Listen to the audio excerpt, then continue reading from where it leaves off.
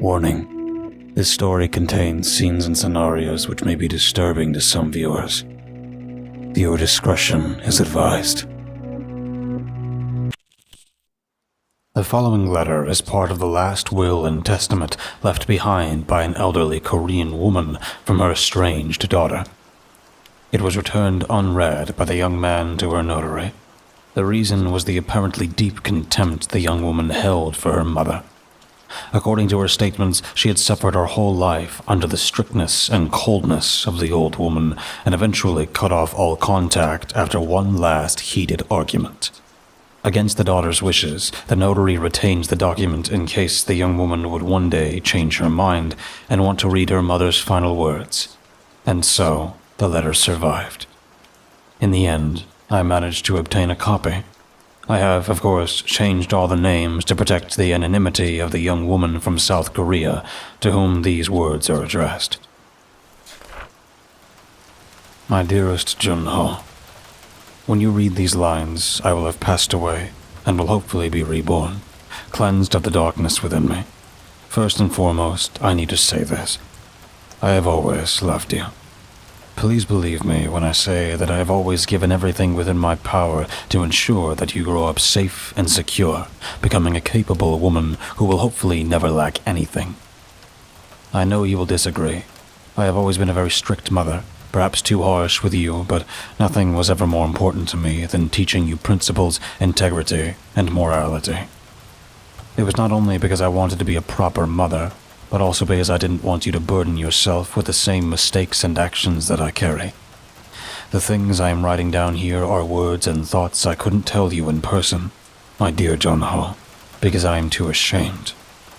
I know there is nothing but bitterness in your hearts when thinking of me, but I have always loved you. You are always the highest, the most important thing in my life, even if you probably don't believe me. I know you hate me. You hate me for the strictness with which I raised you, for the coldness I often displayed, but please believe me that all I wanted was for you to live with care and never forget what is right. That's why I hope the following words will help you understand why I am the way I am, what I experienced, and what horrors I shielded you from. What I endured so that you lacked nothing, neither food nor education. I know you have terrible nightmares, to this day, of screams and fear and violence and death. Nightmares that you can't explain, but for which there is an explanation. I always denied it, because I wanted to protect you from the past, but I believe you have a right to know. I, unfortunately, can't tell you in person, partially because you don't want to see me again, and partially because I am too cowardly for it. I am so ashamed and hate myself too much for what I did. But Junho, I beg you, at least read these words and forgive me if you can. I want to tell you where you come from. I want to tell you about the scars I carry on my soul. So much in my life has left deep wounds in me, some of which still fester and stole from me the warmth I would have liked to offer you. My dear Junho, you often used to ask me about the small town where you were born, about your father, your biological father, about how we have lived and why I took you away from there. I never answered those questions. I always brushed you off and told you it was none of your business, that the past should be left alone because it was unimportant. That's what I always told you. But, Junho, that was a lie. One of the most foolish and terrible lies I've ever told, for the greater good. I only wanted to shield you from the truth, but now I believe it was a mistake, that my lies have caused you only harm. You were born in a small town in North Korea near the southern border, which they called Gaipun. That name won't mean anything to you, and the town no longer exists. At first glance, there didn't seem to be much wrong with Gaipun.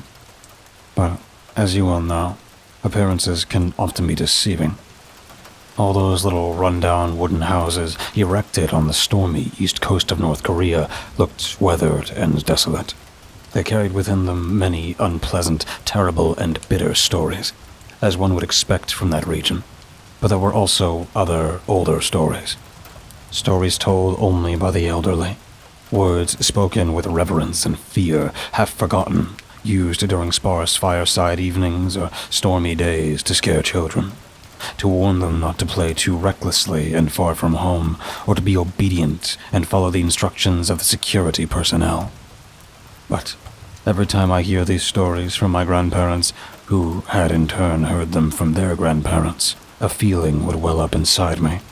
A feeling that was not just pure fear, not just pure dread of things that were supposedly out there, but something else. It was as if something in me moved when I heard those words, as if an ancient premonition or memory stirred. The older folks often spoke of the hills and mountains that surrounded the town, interrupted only on the east side by the Yellow Sea. They talked about the rocky slopes on which Gaipun was built, and the stony peaks that bleakly rose into the sky, adorned with trees. They told of primeval horrors that had once haunted this area, of strange, slimy carcasses resembling large maggots, washed ashore and bloated after stormy nights on the beach. Amidst seaweed and driftwood, these repulsive, foul-smelling bodies appeared disintegrated. Yet it was also said that twitching sometimes still ran through their slippery bodies, and mournful, dull howling emanated from their misshapen mouths. Other stories told of the slopes themselves, and the eerie caves and crevices that led into the depths of the earth like deep wounds, unfathomable and foreign. They spoke of people disappearing near those holes in the ground, of children being taken and lost.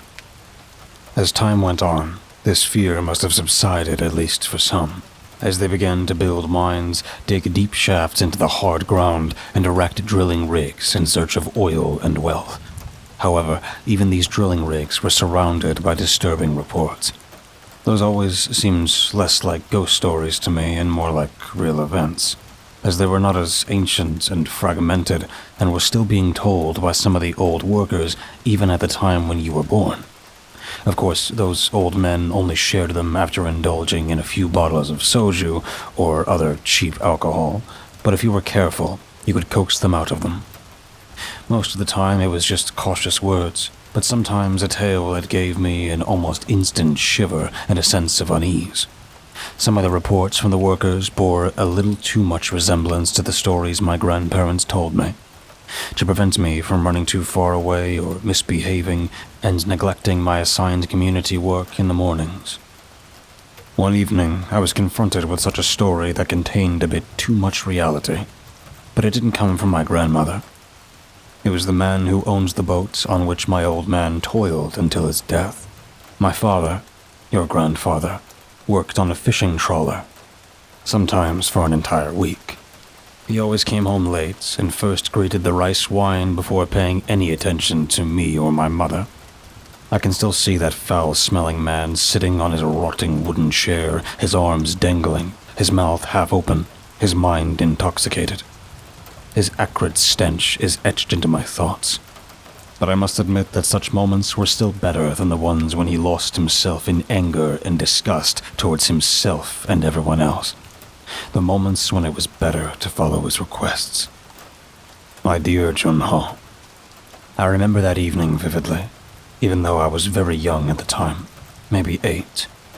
It's all still there, even now, as I am an old woman, and more than 60 years have passed. I still dream of that evening, and of the legends that I unwittingly heard. I often find myself reminiscing, thinking back to the rushing streams from the clouds that pelted against the wooden shutters, while I sat in the corner of a small, barren room in a shabby wooden house on a sack of rice, gazing at my father, who lay with his head on the wooden table. He still had the bottle in his hand.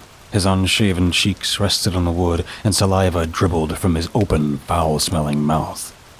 On another chair sat young Su, another old drunkard, but still partially conscious. I couldn't stand the bitter old man. Hated going to his run-down, stinking, leaky abode with my father, and watching them pass out in drunken slumber as they drowned what little money we had. My father insisted on taking me with him, wanted to spend more time with me, he said, and my mother had only dared to oppose him once. I have always spared you such circumstances, my dear Junho, and I hope you can see that when you look back on your own late youth. That's why I never wanted you to drink alcohol and forbade it to your friends when they were at our place. So, on that night, I was alone with the old drunks, anxiously huddled on that sack of rice in a corner of the room. It didn't smell as bad of sweat and stale air as the rest of the room, but the wood in that corner had darkened and become stained. Rainwater dripped through leaks in the roof, and I struggled to stay dry. After a while, during which I didn't even dare to move, the gaze of old Young-Soo slowly shifted away from his bottle and towards me. My father was just muttering in his sleep and oblivious. In Young Sung-ho's eyes, there was confusion and a haze, along with distant pain. I knew the man had lost his son early on, and his wife had taken her own life afterward. That had been enough to turn him into a wreck forever, and my father probably only visited him because he worked with him on the boat and felt he owed the old man for providing him with a job. Hey, kid, what's wrong? Don't like my house? You look like a spoiled brat sitting there like you're too good for my home, slurred Young-Soo. He burped and wiped some saliva from the corners of his mouth while his hazy eyes continued to fixate on me. No, it's nice. I just find it a bit... I'm often scared in the evening, especially in the rain. I stammered. I couldn't make him angry. I had learned that from my father. I knew the old man couldn't stand children since the death of his boy, especially when intoxicated. Another reason I was uncomfortable around him. Young-Soo's breath wafted toward my nose, drowning out the smell of rancid wood as he spoke in my direction. I see. So you're afraid. Afraid of a little rain. Afraid of an old house that creaks like there's something in the wood waiting to come out and take you. He let out a dirty, guffawing laugh and reached for the bottle again. You know, there's so much that can kill you, and that wants to kill you to boot. So many things. My little Kwan, my wife, well, she judged herself. Do you know how she did it? How she killed herself? No, but I don't want to know either. I'm scared. Please, I'll be quiet too. I begged. The old man plunged another gulp of soju down his throat. I was afraid he would get up and hurt me, and I also didn't want to hear what Young-Soo had to say about his wife. Are you afraid?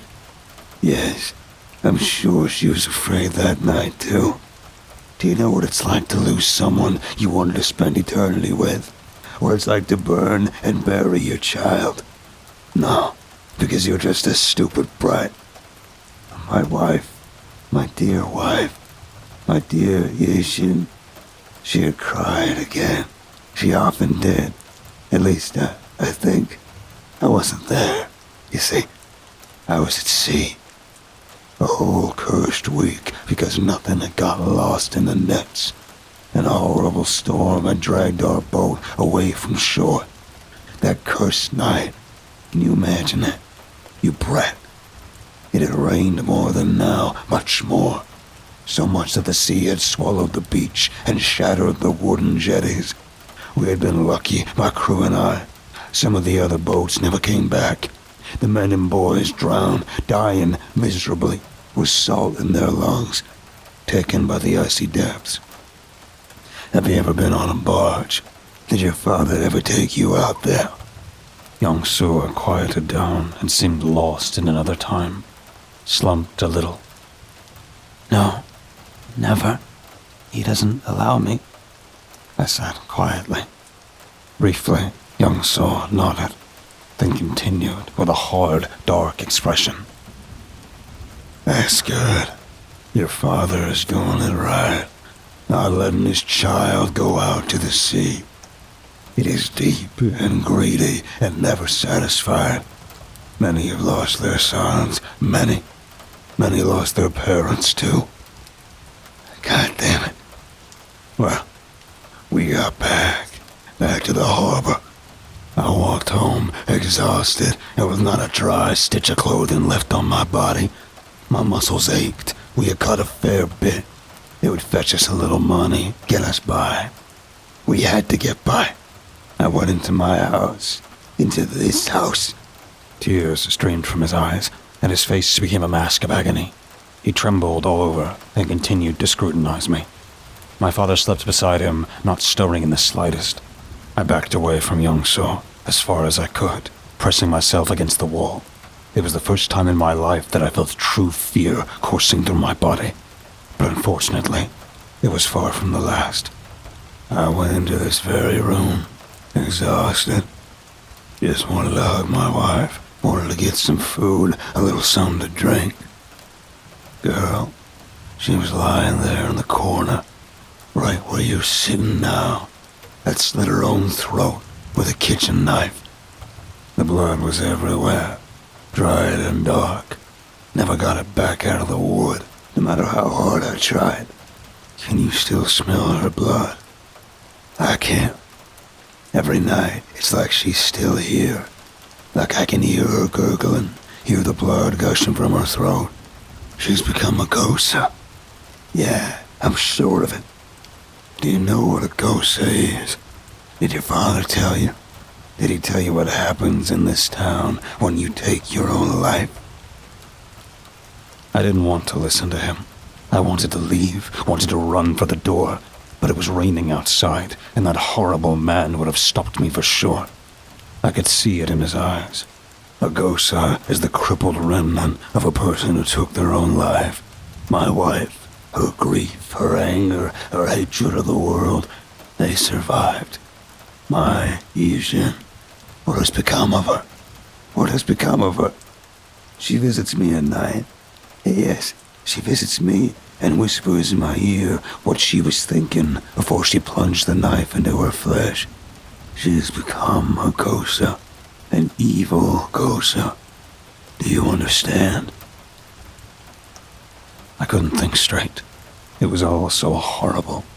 The image of a bleeding woman with a once beautiful face looking in my direction, distorted with hatred, cursing, gurgling, appearing in my mind's eye.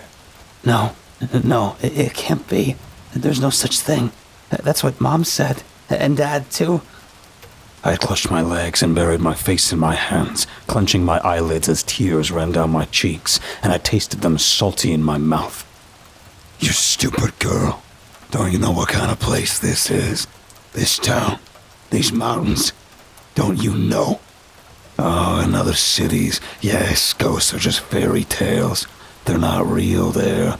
But in some places, emotions and ideas grow into something new, something else, and start haunting people. This here is one of those places. This town. Just beware. Just beware. I heard him get up and come in my direction. No, this couldn't be. What would he do? His stench was unbearable now, and I squeezed my eyes even more tightly shut. I prepared for a blow, to be shaken by him. I heard the creaking of wooden floor as his heavy steps drew closer. I heard his wheezing breath, which sounded a bit irregular and exhausted, but also angry, full of suppressed rage. I was almost driven insane by fear. Then, I heard a clatter beside me. Damn, where's the other bottle?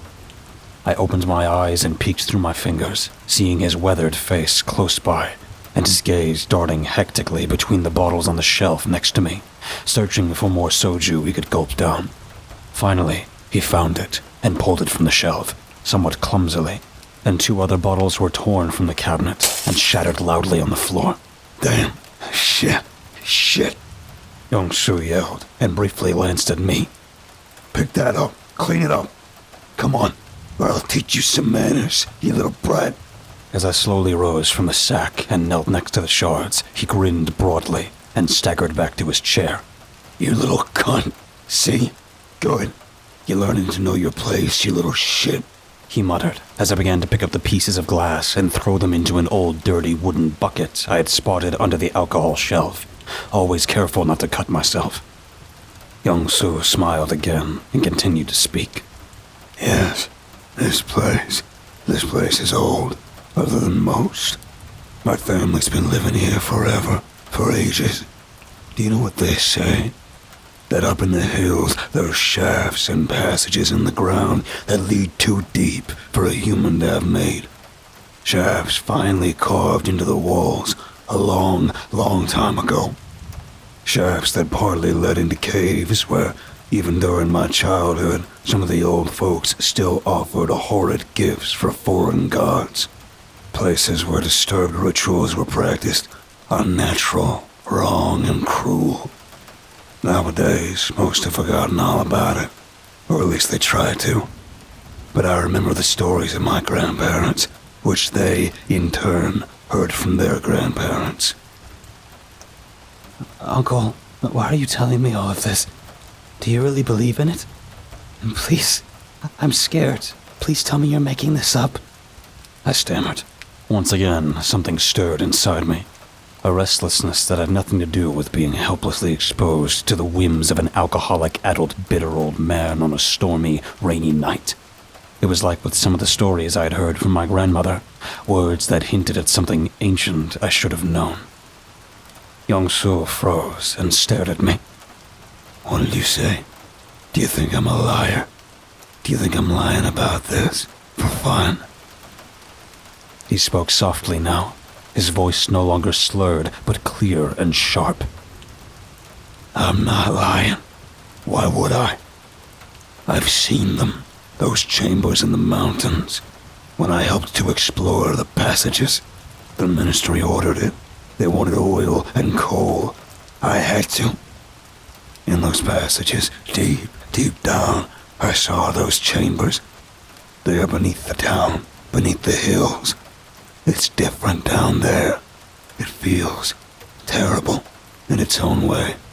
I saw the wall drawings, disturbing reliefs with thin, terrifying black lines burnt into the walls.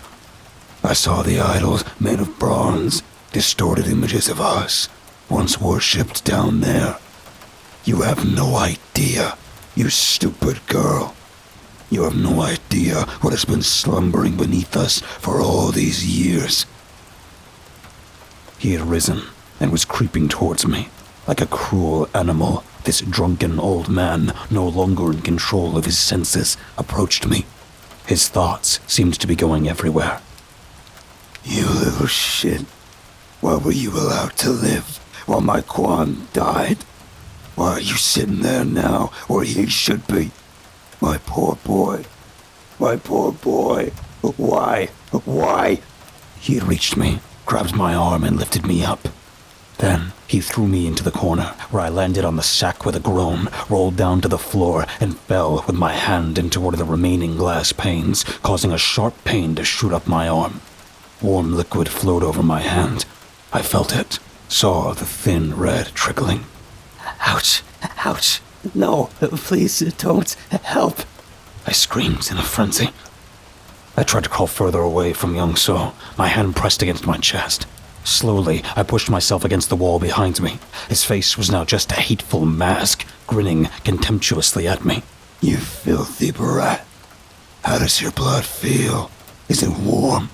You're such a disgusting little monster, coming into my home, insulting me, and then defiling the memory of my wife. When I'm done with you, you'll wish you were never born. He roared some of the words, spoke others softly, and almost whispered. In his drunken stupor, the dark sides of his soul, which he had probably repressed deep within himself over the past years, had taken over, and he surrendered completely to them. I felt the anger and hatred, the darkness he radiated. I heard only his pantings and the rain pounding against the shutters and dripping into the room. And in the rain, next to his maniacal laughter, I heard a bitter, malevolent gurgling that seemed to emanate from the walls surrounding me. Disgust seized me, and dizziness clouded my senses. The loss of blood and panic made everything seem dull, distant, and fragmented. I only remember some parts, Junho, so I don't know what was true and what was delirium. Just flashing images are left in my memory. A distorted, shadowy female figure with disheveled black hair, pale skin, and a blood-smeared throat, whose proportions were not quite right, stared down at me from large, hate-filled eyes as she emerged from the wall. her angry, hostile gurgles and disjointed words wishing me a gruesome death and regarding me with a contempt I could never have dreamed of. My father angrily attacking young Su, pale-faced and with vomit at the corner of his mouth. My father carrying me through the rain, always homeward, crying that he was sorry, that I had to forgive him, that he was a failure, a miserable nobody, that he despised everything, his job, the city, my mother, except for me, that he was sorry for everything. I remember my mother washing and bandaging my wound with a black eye, also crying. Then, only the calm of the night and peace in the darkness when I finally fell into a dreamless sleep. Do I seem as pathetic to you today as my father did to me back then, Junho? I hope not. I hope you don't despise me as much as I despised him. That evening with old Yongsu and my father and those terrible events, I still remember too much of it. My father crying, which meant nothing to me. His words bouncing off me. Junho, I think he truly meant them, but I never forgave him. He died the following week while fishing in the storm with old Yongsu and Kisu, drowned like the dog he was. At least that's what they said. Who knows? Maybe the argument caused deeper anger after all. Maybe Yongsu despised my father just as much since I was alive and his son was dead. Maybe he took his change out there where no one would see. All of that is possible, but I will never know. It is more likely my father died because of too much alcohol and a slippery deck. I never entered Yongsu's dreadful hut again, but I still have his grimace and the womanly shape in front of my eyes, as if it had been yesterday. My mother, your grandmother, never let me near Yongsu again. All I know is that he went to sea less and less, and sank deeper into alcohol. One day, they found him dead in his house, with his throat slit.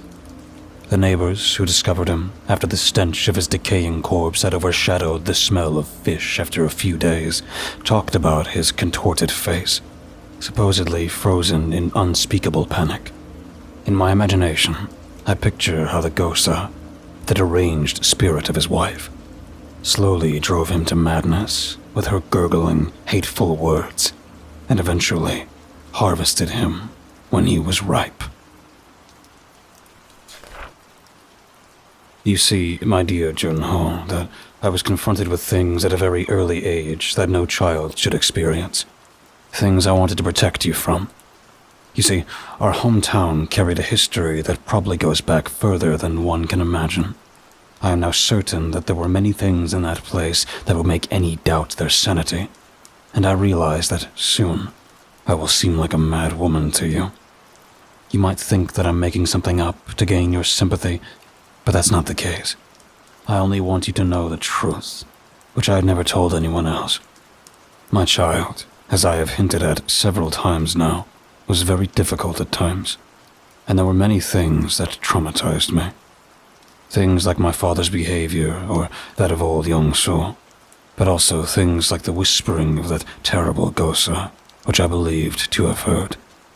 But after I grew into a young woman, found a fine man in your father, Yun, and eventually had a child, it got much worse, much more terrible. All the disturbing and unbelievable events that eventually drove me out of the country began at the end of an autumn, with long, cold nights and storms churning the sea. The weight of those days crept into our home, and even the feeble fire in the fireplace couldn't ward it off completely. We often sat together in the living room, crowded around the small hearth, providing each other with additional warmth. Your father and I, my old mother, and you, Junho, just a year old. Gaipun was not the place where one wanted to raise children, not a place where a family could live happily and carefree. But there was no other choice, because inland was worse and more desolate, so the only option was to stay near the sea. The salty beaches and steep slopes where our town lay seemed rather bleak and dull, but when I stood at the top of the slopes and let my gaze sweep over the houses, a treacherous hint of doom always crept into my thoughts.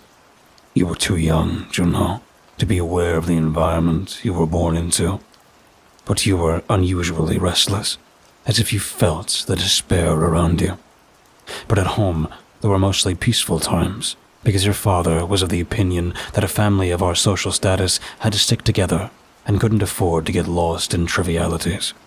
Therefore, your grandmother still took it upon herself to look after you for an hour or two in the evening so that I could take a walk and relax, at least for a short time. Most of the time, during my evening strolls, I managed to forget the harshness of the world around me for a while. However, on the night I want to tell you about, it was different. The sky outside the house was overcast and gloomy, but it wasn't raining that day. I walked away into the approaching night, hoping for a change of thoughts. I sadly regarded the wilting sunflowers that grew at the edge of our small vegetable garden and stepped through our narrow wooden garden gate, which was essentially just a few tied-together branches. My evening walk led me past the small, run-down, white-painted houses of our neighbors, which were essentially old wooden frameworks with mud walls built between them. I quickly walked along the narrow, sometimes foul-smelling path illuminated by weak fires and dim oil lamps behind veiled windows and by the late evening sun. The path wasn't paved, but had been trampled into the ground by thousands of feet, and had been further covered with some gravel by some of the children during some of their community work in the mornings. Brown tufts of grass also sprouted from the ground here and there, and dirty water trickled from some of the roofs because it had rained not too long ago. The road ascended and led me higher and higher, with fewer houses and greater distances between. Slowly, the overgrown nature replaced the city, and eventually, I had reached the edge of our small town without knowing why I had walked this way. I don't remember exactly why I went so far, but many thoughts must have raced through my mind, making me lose track of time. I was probably worried. The worries I always had during my walks. Worries about our future, which seemed bleak. Worries about your father, as he hadn't returned from fishing yet. And the storm in the morning had been unusually strong. And worries about you, Junho, and whether you would ever have a better, somewhat carefree life. Despite the vegetation, the surroundings were bleak and barren, and in the distance, higher up on the hill, I could see the steel towers and halls erected to steal the earth's dark treasures. The mines and drilling rigs located uphill had caused more and more people from the surrounding areas to move to this town some years ago. Everyone wanted a secure job, and perhaps a little wealth, wanting to get away from hard field work or poorly paid craft businesses. It was ironic that almost all of them had now, as the sources seemed to dry up and they couldn't repay the debts they owed the government, condemned their descendants to those very jobs. Beyond these relics of the industry, denser, fuller trees and vegetation sprouted, indicating the beginning of pure nature. That's where my walk took me on that evening. I wanted to be in nature. I wanted to go where I had spent the only moments of peace and joy in my childhood and youth. When I finally reached my destination, the sun had completely set, and my gaze swept over the city. I was on a small gravel plateau with some large stones shaped like chairs, and I could see the lights of the houses along the coast, like hundreds of fireflies perched there, enduring their sad existence. This little viewpoint, which me and my friends had always referred to as a viewing platform in my childhood days, was somewhat of a place of peace for me, a place where I could forget my daily life and reminisce about the beautiful days of my past. I had always lived in the same small house nearby, a few streets down the hill, where the city ended at that time, before the burgeoning greed for oil and natural resources allowed the buildings to sprawl further up the hill. My friends and I often played on that slope, frolicking around, building hideouts with straw and bushes, broken branches, and creeping vines. At least on Saturdays and Sundays, when we had the time and weren't needed for household chores or community services. Those moments on the wooded hills that led to steep cliffs remain fond memories, and I often thought back to the days when I wasn't busy scrubbing pots, cooking, or doing laundry. Back to the days when I wasn't sent somewhere before sunrise to help the community clean rail bends, fill roads, or clean the beach. I would have preferred to go to school, but my parents didn't have enough money to bribe the teachers, so they gave up on education altogether, and I had to teach myself all I know in my later years. I'm glad, Junho, that I spared you the same fate, even though you often resented me for forcing you to do homework and extra studies. Standing on our viewing platform, I traveled back to the afternoons or evenings when I spent the time in this area with my friends Jia and Deji, and sometimes the neighbor's boy, Hyun. We would hunt for butterflies and grasshoppers, catch dragonflies, and collect all kinds of flowers. We would pick greens for the rabbits, and sometimes even gather berries so our mothers could make jam. I cherished my group of friends above all. Gia was a plump girl with coarse black curls and always had a smile on her face. Deji was slender and not very tall. She only reached my shoulders, and often tied her long straight hair into a ponytail. Hyun, a muscular, relatively good-looking boy, often helped out at the small shipyard where many fishing boats were maintained and sometimes even constructed, but he still somehow found time for us. The four of us had known each other since we could remember, as we lived in the same neighborhood, and our mothers often took turns looking after us. As I stood there on that gravelly plateau, where we had sat so many times and stared into the distance, it was almost as if I could hear and see us, as we sat there, first as little children and later as young adults, asking ourselves where the sea ended and how far the horizon was. I remembered how we cut through the thickets nearby, how we climbed the hills and the trees in hopes of getting a better view of the sea. This enchanting area, we had thoroughly explored it and adventured deeper into the wilderness each time, despite the stories we had heard again and again. Like old Young-soo, the others had also experienced something among the elders who vividly spoke of things that sent shivers down one's spine and made hints that led one's thoughts down eerie paths. Over time, however, these stories turned into silly fairy tales for us, and we didn't pay much attention to them anymore. Even I had slowly started to forget and repress them, probably because of my experience with Young-soo. With a smile, I sat down on one of the stones that Hyun had worked into a more or less comfortable seat for us with a lot of sweat. It's been a long time ago, Junho, but I remember how he wanted to impress us and had stolen a chisel and hammer from the shipyard to work on the old rocks. He worked hard, but in the end he turned them into stone seats that almost looked like thrones to me, and I just loved them. The seating had since been weathered and eroded by time, and the once bright edges had faded. Nevertheless, I thought of Hyun, who had sat right there and cursed while pounding on the rocks until we were satisfied, constantly looking over at us to see if we were watching him. I leaned back and closed my eyes. Hyun, Jia, Deji. I remembered us as we explored the area, how we paid no attention to the stories because we were young and foolish, in the end just stupid teenagers. How we enjoyed our weekends, which occasionally provided a brief respite from all the hard work. I flinched painfully as I remembered how one day we ventured too far, how the stories caught up with us. The memories came back as I sat on the stones, and my gaze was forced away from the bay and towards a half-hidden path that led to the mountains. When I saw that little track, terrible memories suddenly washed over me. Down that path was the most horrid place I had ever been to in my childhood. More horrible even than Young-soo's stinking hut. But you have to know about it to understand some of the crimes I have committed, to see why things turned out the way they did in the end. It was an early autumn day, a long time ago, and I was already 14 years old. We had set out together late in the afternoon to play on the hills and find new places to discover animals and explore hidden spots. The sun was still hot, scorching our skin, and the wind carried the salty scent of the sea up to us, refreshing us. We knew, of course, that it was not well liked to linger so far up by the adults, so far from home, but we were at an age where we believed we could do anything and didn't have to follow any rules. We knew better, despite what we had been told. In those days, the hills were still covered with thick, deciduous trees and entwined trunks full of dense bushes, as winter was still far away. Large, rigid rock walls frequently interrupted the lush greenery, and nearby, the ground suddenly dropped steeply into the cold sea, which continuously crashed against the cliffs. It wasn't just the four of us there on that day, because the twin sisters, Ayam and Ju, had also joined us.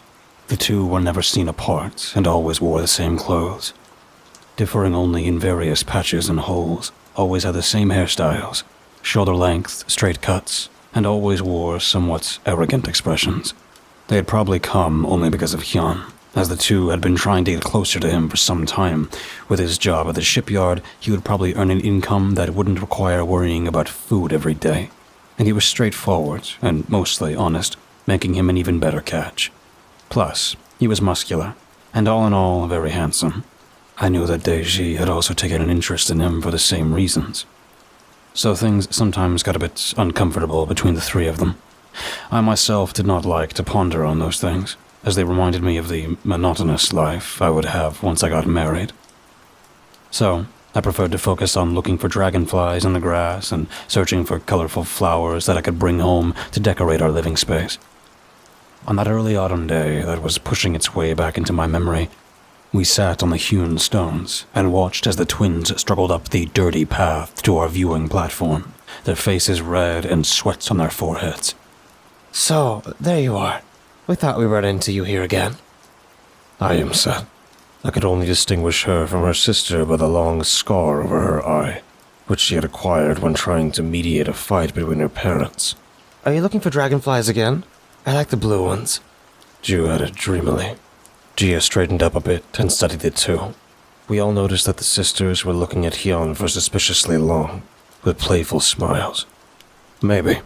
Actually, we wanted to explore the cliffs near the coast, over there, Hyun said cheerfully, pointing to a narrow path, partially hidden beside dense bushes, which wound its way higher up the mountain and towards the sea. Would you like to join us? Daeji asked politely, though her expression appeared far from pleased. Naturally, the two agreed, so they soon sat down next to us on the dirty ground and joined into our discussions about how far from the town we should venture and how long we could stay away from home. It was Saturday, and we didn't have to get up early the next day, but we also didn't want to risk being caught by the autumn darkness. We need to start heading back in about 3 hours, I would say.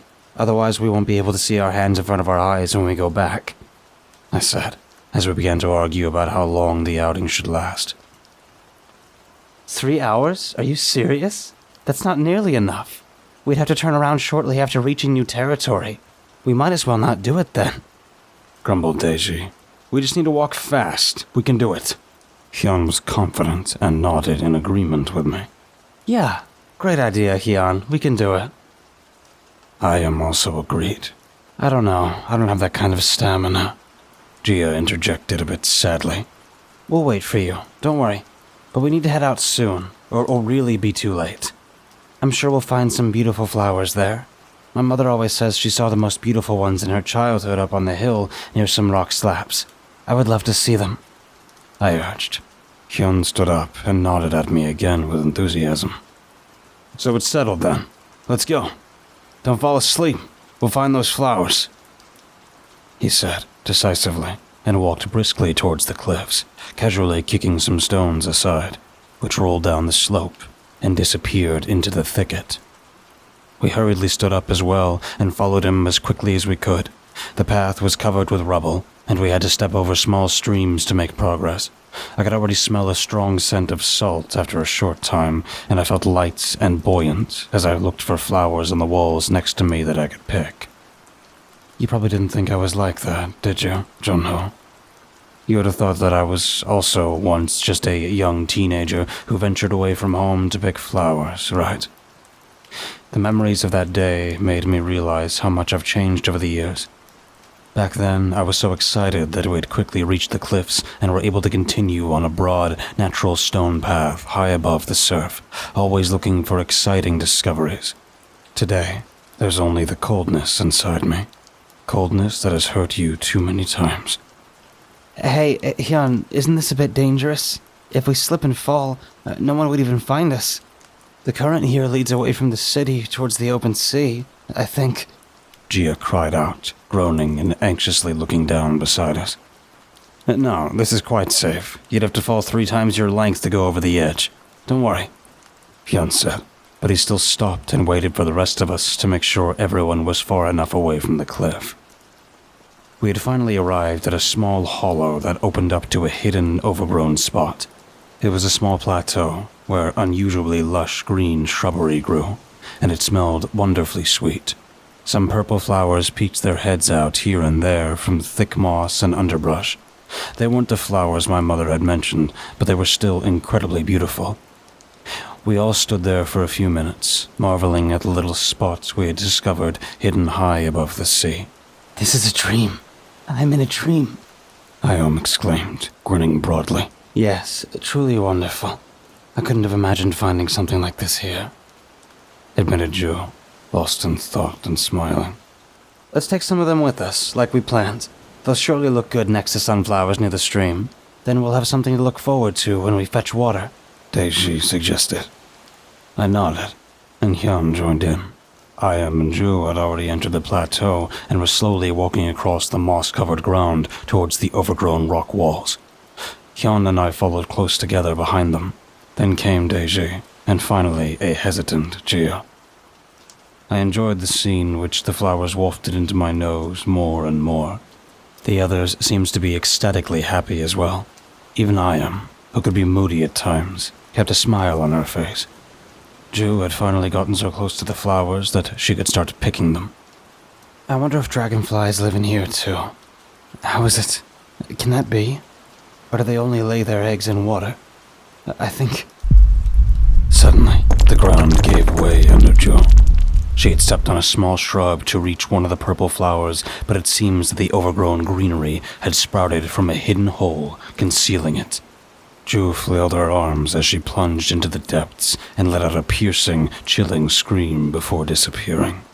Not even a second after she had vanished from our sight, we heard a gruesome, muffled noise and an ear-piercing wail.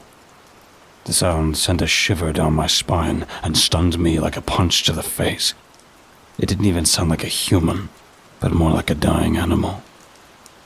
Junho, I've never heard such a sound before. Not even when our dreadful neighbors slaughtered his rabbits when we were walking by, and the animal squealed like hell as it bled out. Joe's scream cut straight through my thoughts and numbed everything. For a moment, time stood still, and no one moved, shocked and frozen in fear. Then, Iam rushed forward, stumbled, and fell to the ground, letting out a faint moan.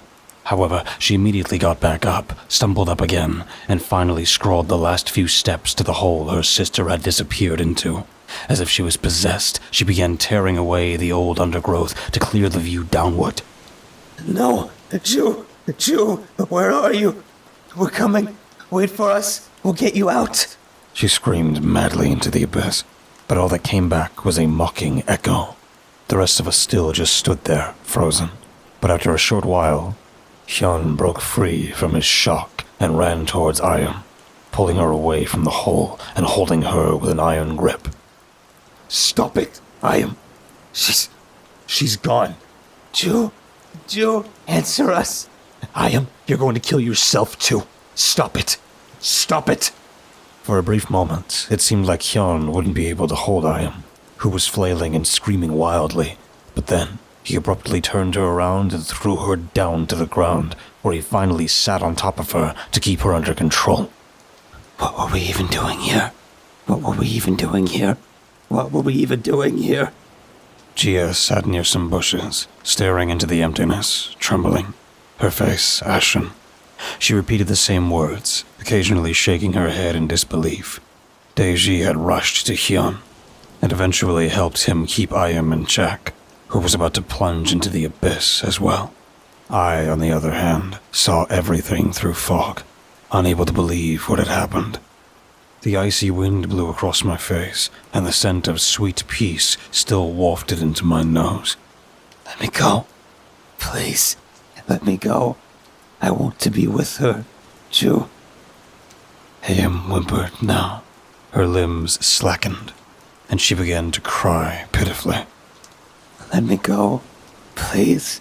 I have to check on her, please. I couldn't believe it. I felt trapped in a dreadful nightmare, along with my friends. I wanted to wake up. Then, a faint, distant voice startled us. Hey, Hyun? Are you there? Are you still there? Help. The voice came from the hole. Ju was alive. As the words reached her ears, Iam began to thrash and struggle once more. Hyun hadn't expected it, or perhaps he was just too shocked to hear Ju's voice, but he was thrown to the side and slammed backward onto the moss-covered ground. Iam hesitated only for a moment and crossed the few steps that separated her from the dark opening in the ground. I'm sure she contemplated jumping down, but I think the little reasoning that was left in her prevailed, and I was grateful for that. She knelt down and peered down with squinted eyes while calling out for her sister. I snapped out of my stupor and ran to her as well, while Deji tended to the trembling Jia, while Hyun lay moaning and semi-conscious on the cold ground not far away. He had probably hit his head on one of the stones. As I knelt next to Iam, close to that now gaping hole, I felt uneasy. I could see several meters down, but then the tunnel curved away, blocking all sight. A musty smell reached my nose from below, and the air felt even colder. It was madness to attempt to descend down that hole. We wouldn't get back up without a rope. Just as I was about to suggest that we get some equipment to rescue Ju, her voice echoed up once more. I can't see much. Everything hurts. Hurts so badly. Please, help me. Where are you, Ju? Where are you? What happened to you? How badly are you hurt? Please, answer me. Can you still move? Iam shouted down. Can you see anything? Are you bleeding? I added fearfully. We had to determine how serious it was, and we had to keep her mind occupied. I'll get help. Deji had suddenly appeared next to us. I'll get someone. We need to get her out of there right now. It will be night soon. Without waiting for our response, she went back to Jia, pulled her up, and led her away silently but quickly. I briefly considered joining them, but Hyun was still lying nearby, groaning and holding the back of his head, and I was horrified to see something red seeping between his fingers. I couldn't leave him alone. Couldn't leave Iam alone. And not Ju either. Can you see anything? How are you? Where are you injured? I shouted again into the depths. There are only sharp shards here. A pile of dark shards. I've cut myself all over. I'm bleeding. I'm bleeding, I think. But it doesn't really hurt. At least, not the cuts. They're just very wet and somewhat slimy. But my body, everything feels shattered. Oh, heaven. My bones. Heaven. Please help me. What do you see? What do you hear? Describe it to us. Iam screamed, and for a moment I thought she was about to jump down after all. But instead, she turned to me. We need to calm her down. We need to distract her. She must stay awake. That's what my father always says. He's had to witness accidents before and told me, both of us, about them. It's important that she stays awake. Please help me. Please. How? Tears welled up in her brown eyes. I swallowed, nodded, and called out to Ju again. This time, it took longer to get a response, and the words sounded weaker, more exhausted. Fear gripped my heart, and I heard her faint, gargling voice. I can hear the sea. Beams of light fall through some cracks in the wall. Higher up, I think they lead to the sea. I can't see much, just small parts of the cave. There are flowers here too, between the shards. They're very beautiful. So beautiful, so red. They're so beautifully purple. So many leaves. They're like a carpet, They look like velvet. So beautiful. It's beautiful here. I'm sweating. I'm sweating so much. I'm getting tired. Stay awake. You must stay awake, please. More and more restlessness seized Aya, and her fingers clenched so tightly on the edge of the hole that her knuckles turned white. I'm getting sleepy. Perhaps I should try. Who's calling me?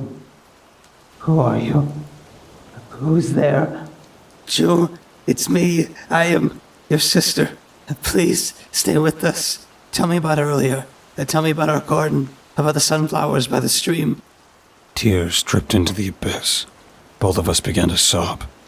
I couldn't take it anymore. I wanted to get away, but I also wanted to save her. Ju's voice faintly drifted to our ears once more, this time more indistinct, as if she had water in her throat. I remember you. We were together, always together. I remember, but only faintly, so long ago.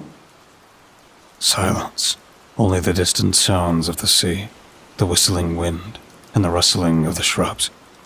Suddenly, it felt as if a cool hand gripped my neck, like a lump of ice running down my back. A squelching noise was faintly sounding in the distance, but it grew louder. It was coming from the hole. This couldn't be. Ju must have noticed it too, as she began to scream, just like her sister had before. There is something in the darkness. It's coming. It's coming. I hear it. I heard Ju from afar, crawling, sliding over the wet ground, panicking and out of her mind. I hear it. See it. Oh God, what are you? Help! Help! I want to get out of here. I want to get out of here. Where am I? Oh God, what are you? Help me! Help! She started to shriek inhumanly before something silenced her. Something that was now with her. I was relieved that I couldn't see it. I just heard its dull, squelching noise and watery gurgling. Then, nothing. We never heard a sound from Ju ever again. But after a few moments, the squelching noise reached my ears again. It grew louder, approached. Something was coming towards us from beyond the darkness beneath us. In a daze, I stared into the blackness, only noticing that the putrid stench was getting stronger. Something grabbed my arm, pulled me up, along with Ian, and I almost fainted from fear. Had it caught us? Run! Jan yelled, dragging us away. I don't remember much about the following minutes. I think that's for the best. We ran through the forest, just the three of us. I'm still surprised that Ian fled with us and didn't stay there. But a part of her remained in that cave under the mountain. A part that had been with her since birth. When we reached our viewing platform, we collapsed onto the stone seats. I checked Jan's wounds and tended to him, while Iam stared into emptiness with lifeless eyes. It didn't take long for the men from the town whom Deji had alerted to arrive to save Jo from the cave. Her father and grandfather were among them, too. At first, they were livid, but when we recounted what had happened, they grew uncomfortably quiet. They didn't deem us crazy, didn't scream at us anymore, and demands to know what had occurred in more and more detail. When we finished, they just looked at us with deep sadness in their eyes. In their gazes now lay the certainty that Jo was dead, and something else was in there. A distant fear of what we had heard down in the mountain, and what had torn Jo away from us in the end. Iam couldn't believe they weren't going to search for Jo. She screamed at her father, but her grandfather grabbed her shoulders and forced her to look directly into his old eyes. You foolish, stupid kids. What have you done? You could count yourselves lucky that you're still breathing, that you're still who you are. Don't you know what lurks here in the hills down in the caves? Haven't you listened to what I told you? You stupid, stupid children. Do you seriously believe the old stories are just fairy tales? Ayam had started crying again, and tears were running down my cheeks as well. She did not even seem to hear him. We have to go back. We have to get her. What am I going to do without her? She was always there, always with me, since the beginning. What am I going to do without her? How can I live without her? Old stories? What are you talking about? You don't seriously believe we encountered a Mulkta? Jew is dead, and you give us that shit? The words had come from Hyun, who had spat on the ground beside him. He got up and walked towards Jew's grandfather. Those are just tales to warn us about foolishness like this.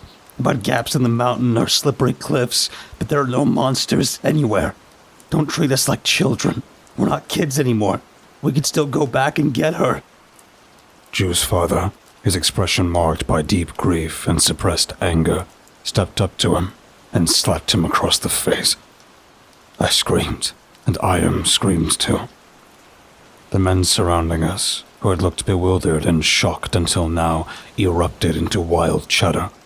Burhun, one of Ayam's father's co-workers, who had joined the group to help him save his daughter, thundered through the air, silencing everyone. Quiet. Be quiet. This, right here, is a moment you should never forget. Remember, Jew. Remember her, and remember what took her in the end. Foolishness and recklessness led her to fall into that hole, but in the end, it was something else that ripped her away from us. You're allowed to be angry. You're allowed to grieve. I grieve too. My heart is torn apart when I think about what a wonderful girl Jew was. The joy she brought us. My soul burns with anger at this injustice.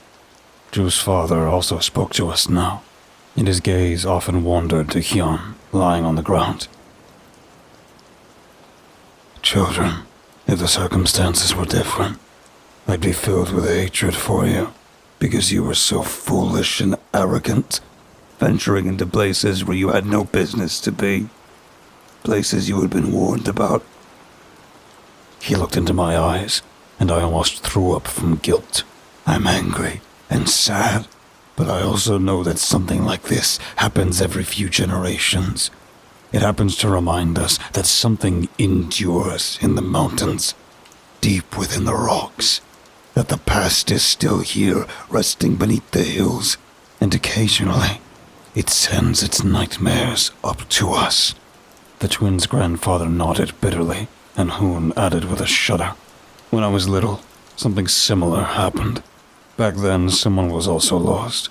It happens every few generations and reminds us. This place, something is here.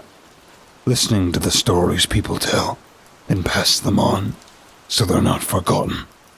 With these words, which still echo in my ears, they turned and silently walked back to the town below. After some time, we followed them and didn't look back. The loss of Jew spread like wildfire, and a new story has been told to the children in Gaipun before bedtime since then. In the following years, as oil drilling rigs were erected and mine shafts were dug into the rocks, men also disappeared in the tunnels from time to time. But that was mostly dismissed as an accident. They couldn't afford to stop working and return to hunger. I never ventured further into nature than our viewing platform again. Despite the experiences, I could remember Jew there whenever I wanted, so that I didn't forget her. You're probably wondering why I told you in such detail about that experience. Probably thinking I'm crazy. Oh, Junho, maybe I am. But I had to tell you. I had to tell you what I heard deep down in that hole. I had to tell you what happened to me in old Young Su's house. Both events were important and taught me something.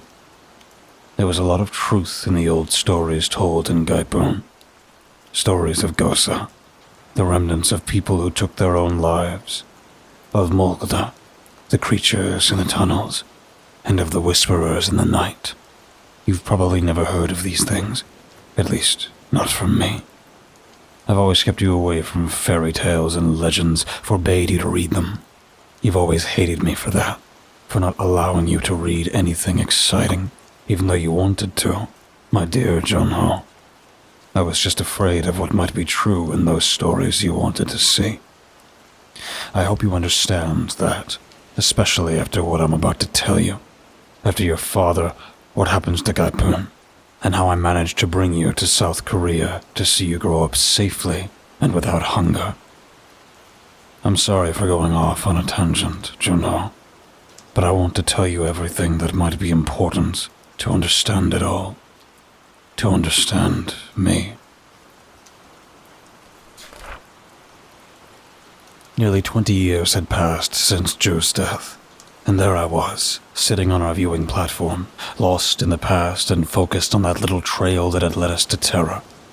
With sadness, my gaze wandered in the direction of the hidden plateau, the flowers, and Joe's remains, if they hadn't been digested long ago. I also thought of Gia, the chubby little Gia who had grown into a beautiful but sickly woman that had died far too young during the miscarriage of her daughter. I thought of Hyun and Deji, who had gotten married and lived down near the sea, and of Ayam, who still remained in her old house with her father and was decaying more and more on the inside due to her loss. Finally, I managed to tear myself away completely from my thoughts and looked back at Gaipun and the adjacent sea. The bay that bordered our hometown was vast and entirely surrounded by rocky, mountainous hills, at least as large as the one on which our viewing platform was located at.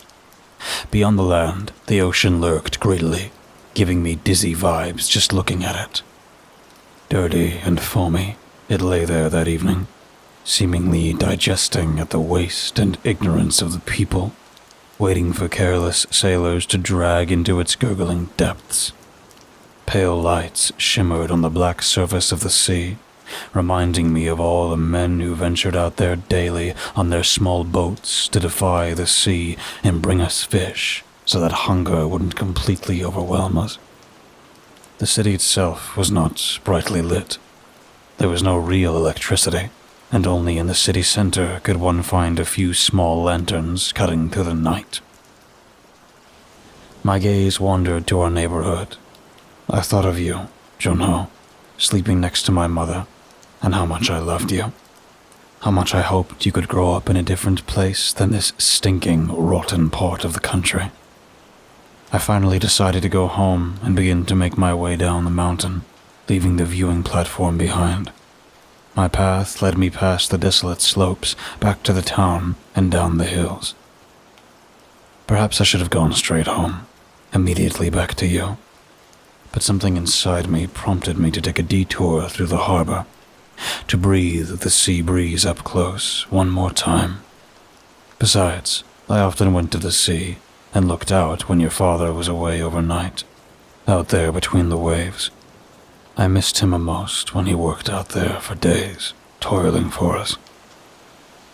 Soon, I walked past houses that were built from dilapidated wood and old clay, some roofed with straw, some protected by bricks, huddled in the night, the small plots surrounded by fences. On my way to the harbor, I passed by gardens that had been planted everywhere to at least secure some food for the upcoming winter. Dim oil lamps shone from some of the houses into the night, and I could hear the families inside, laughing or more often arguing, and occasionally something being thrown against a wall and shattering loudly. Once again, I was reminded of what a hellish place all of this was around me. I liked the people, the community, but the place itself, the circumstances were numbing and threatened to desensitize me even back then. You know I was very emotionless towards you, Junho. Never really ready for a joke and always withdrawn. I think one of the reasons is that Gaipun's bleakness rubbed off on me. I'm sorry that I couldn't show you what you mean to me and how much I love you. But you will never understand me because you didn't experience what the city did to me, what the city did to everyone, and what invaded into the houses and the people. It began on that evening, I'm sure of it. When I finally finished my walk to the sea, I paused for a moment to catch my breath. I stood on the only small piece of coastline that was not rocky or lined with quay walls, but still consisted of the old sand that had been washed ashore a long time ago.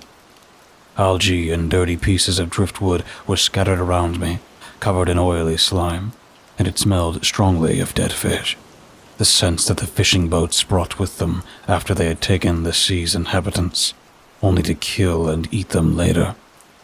Fish, just like rice, grains, and cabbage, was one of the main food sources in Gapun. But the fishing business always seemed dirtier and more disgusting to me than any harvest could ever be. My eyes wandered over the water and the small waves that brought back garbage and waste from the depths of the sea to the shore, where it all lay like a warning, although no one seems to care. And there, on the horizon, where the grey sky amidst the ugly greenish waves in their foam caps bathed in the last rays of the evening sun, it seemed like there was an abyss, slowly unsettling my stomach. I had often stood there during my evening walks on that decrepit beach, or on one of the hills that ended in cliffs next to the city and seemed to fall into the sea. But today, looking at the vast water and the unseen depths below, it made me feel even more uncomfortable than usual. Wasn't something moving over there, among the foam caps? I could have sworn I spotted something, a massive body. But of course, I knew that whales weren't usually found so close to the coast, so I must have imagined it. It also seemed like I briefly heard a voice in the wind, softly whispering and murmuring from the unknown abyss of the sea up to me. It made me think again. Was your father okay? Was everything all right? Had he been caught in yesterday's storm? I felt worse and worse, and a sudden fear made my breaths more erratic, so I eventually decided to go back to the city to get away from the water.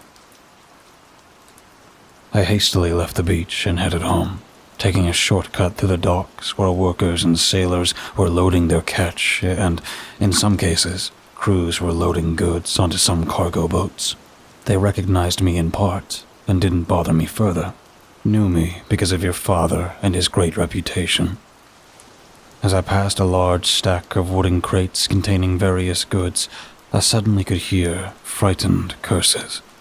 The cargo blocked my view, and a horribly biting odor, sulphurous and putrid, reached my nose, forcing me to hold my hand over my face to avoid retching. I had inhaled the fishery stench all my life, and thought that no smell would ever get to me again. But this unspeakable stench of evil, what could it be? Finally, I managed to tear myself away from the foul smell and focused on the panicked voices, which were still heatedly discussing something. Although they were quite loud, the wind had started blowing even stronger, and the rising roar of the sea mixed with the men's words. Not far off the coast. Entire catch. Dead. Just dead. Came home empty-handed. What were they talking about? What stank so horribly? I decided to sneak around the crates and get a clearer picture of the situation. Slowly, I leaned against the solid wood and began to circle the huge pile. Part of me was screaming at me to just go home. But what if there was news that also concerned your father? I just had to get closer. I could see that a small group of fishermen was standing near a small cutter moored at the quay. The tiny boat looked old and had probably lived through many storms and rough seas, as I could see brown rust spreading like a cancerous growth all over its metal. The men themselves were wearing raincoats and old rubber boots, as was customary for them, and their bushy, tousled beards made them appear wild and untamed. I knew the cutter and its crew, but not well. because my contemptible father had once been one of the fishermen who set sail daily. I harbored a certain aversion towards these people, even though I had married one of them. Junho, you must know, your father was something special, not as bad and deranged as those figures I saw there. It didn't help that the gruesome stench was growing stronger. I continued to hold my hand on my face to protect my mouth and nose from the foul air, but it didn't help much. However, the conversation of the men was now more intelligible, and I could follow their discussion more closely. And this reeking smell. Disgusting, cursed one of them. You wanted to take it with you. If it had been up to me, we would have thrown it back into the depths. Such a thing doesn't belong here, not on land, not on the surface. It's a spawn of the deep sea, I tell you. Another one retorted bitterly. The last one seemed disturbed and stuttered heavily. It's not from the deep sea. I think. I mean, it's not that deep here. Maybe a 1,000 meters. How could it have gotten here? With the ocean currents? I don't know, damn it. Doesn't even look entirely like like a fish. Completely deformed. No wonder it's dead. Natural selection. The first one added. Thank goodness it's not alive anymore. What should we do with it? Show it around? Who would want to see such an ugly, malformed, whatever it is? On the other hand, you know the stories of these things that used to wash up here in storms. Slippery, shapeless bodies. Perhaps we should show it around after all. No, of course not. That would only trigger panic and superstition. These stories are just nonsense, but many still believe in them. I know you both do, you old fools. But this, it looks completely different from what they supposedly found from time to time. So, what then? We should do what? We should burn it? That's probably the best solution. Yes, let's burn it. No, we should keep it. My attention was finally drawn to a misshapen bundle that had been placed not far from the men and was still dripping wet. However, I could also see a yellowish-brown, thick liquid oozing from it and staining the pier. I didn't want to know what lay wrapped in the old tarp on the ground, but the foul stench undoubtedly came from whatever was hidden inside. Suddenly, I saw the tarp move. At first, I thought it was just the wind, but then I could see a bluish, dimly glowing piece slowly emerging from the tarp. It looked like a deformed fin with small anemone-like growths and pustules feeding on it. Thank goodness I still had my hand pressed to my mouth, because it was the only way I could suppress my scream. For a moment, I stared in horror at the bundle, which was now slowly twitching, while the men who were only a few steps away started arguing. Hey, that's enough now, you moron. I'm telling you, we'll burn it. Try and take it with your puny hands, you stinky oaf. Let's see how far you'll get. I've had enough of your incompetence. Stop it. No one here will. I turned around and made my way as inconspicuously as possible away from the docks and the crates, away from the sailors and their musty, stinking thing they had foolishly pulled from the abyss. I didn't want to know how the situation would unfold, but the panicked, piercing scream and loud yelling behind me hastened my steps until I couldn't smell the stench and couldn't hear the roaring sea anymore. The incident by the sea had deeply disturbed me, and I fell asleep restlessly when I arrived back home. You, as always, slept beside me, and your presence gave me solace, allowing me to push aside what I had witnessed. It must have been nothing, just a silly quarrel among sailors and a dead thing from the deep sea that had ventured too close to the surface. That happened sometimes. Very, very rarely, but not never. Whether it was a strange fish with an odd growth or a whale with the marks of large suction cups on its body every few years, you'd find remnants of the depths of the oceans. Almost as if it wanted to remind you that it was there, lurking. Your peaceful breathing relaxed me, Junho. It always did. I admired your calm sleep despite the sometimes terrible things happening around you. You gifted me with yet another unexpectedly peaceful, dreamless sleep that night, and I woke up late the next morning. Your father still hadn't returned, and your grandmother had already left to help her father repair some window shutters, so I decided to visit Deji and talk to her about the previous night. I just had to tell someone I trusted with my life. So, I held you close and made my way down to the harbor district. During the day, the Gaipun didn't look much more inviting than it did in the evening. People were now tending to their gardens, hoping for a successful harvest before winter to make ends meet, and a few were taking care of the animals they kept, chickens and rabbits, but occasionally also a dog. As I looked at the grim, focused faces on my way down, faces that, like mine, knew little in the life beyond work and fear of illness, weather, and starvation, I held you tightly. I cursed silently, knowing that you, too, would grow up in this hell. That one day you'd be squatting somewhere in the dirt, watering a few measly cabbage heads while crushing snails and other pests. I'm infinitely grateful that I now know you were spared from this fate, Junho. I'm glad you're growing up in a better country, but back then, those thoughts burned my soul. I greeted the people I recognized. I knew some of the townsfolk, had grown up with a few, helped them with household chores as a child or looked after their animals. Others I had encountered while doing my community work all over the city. There were some that bound me to them, a network of solidarity that had grown with me throughout my whole life. But though the town was pure hopelessness, the community was the only safety there was, next to family, of course. It was a long way down, but eventually I arrived at Deji's house.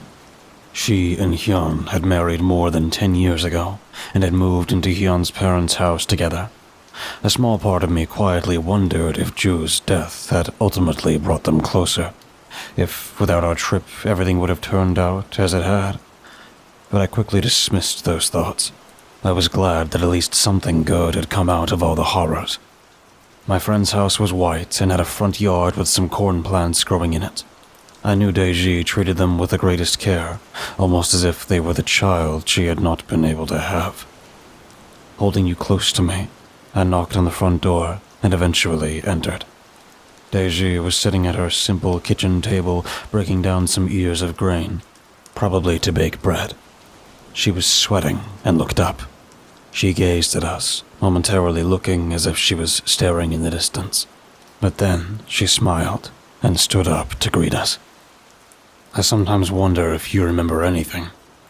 Her scent, her voice. What did you take with you from that place? And what did you leave behind? I would like to ask you that, Junho, but you probably don't remember anything anymore. After all, you were just a little child, almost a baby. Haru, are both of you okay? Has Yoon come back home yet? Is your mother still in good health? Yes, we're doing well.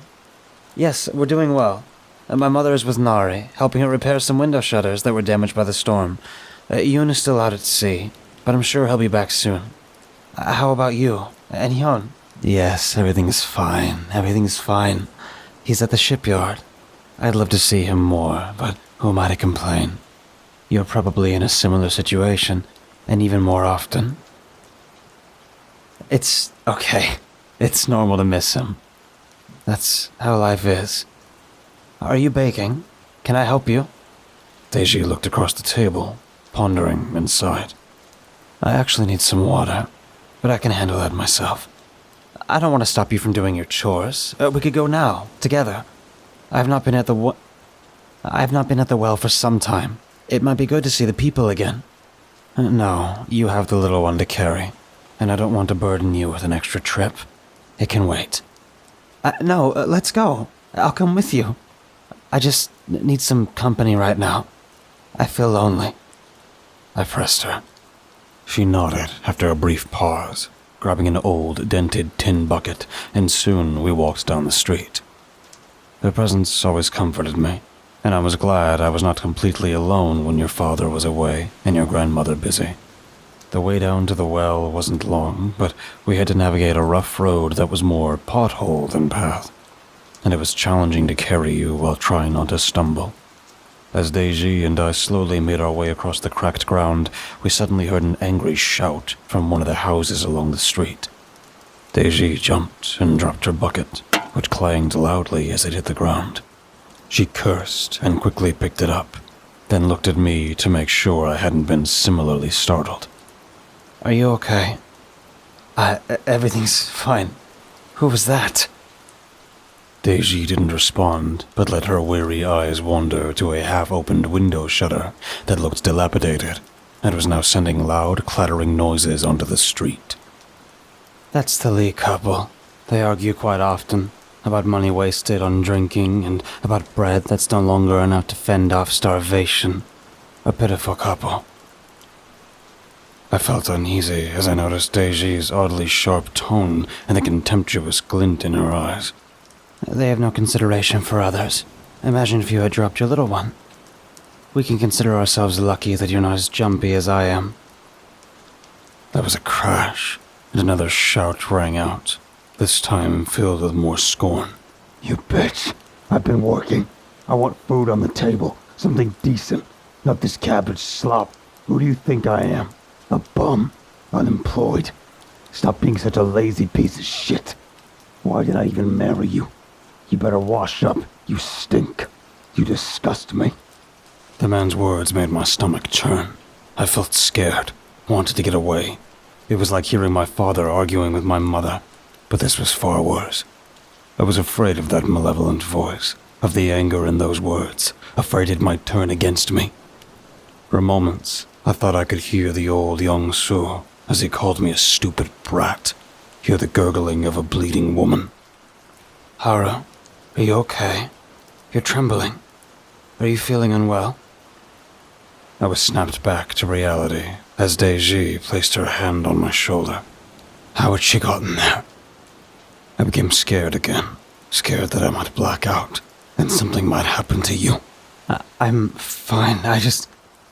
do you remember young Su?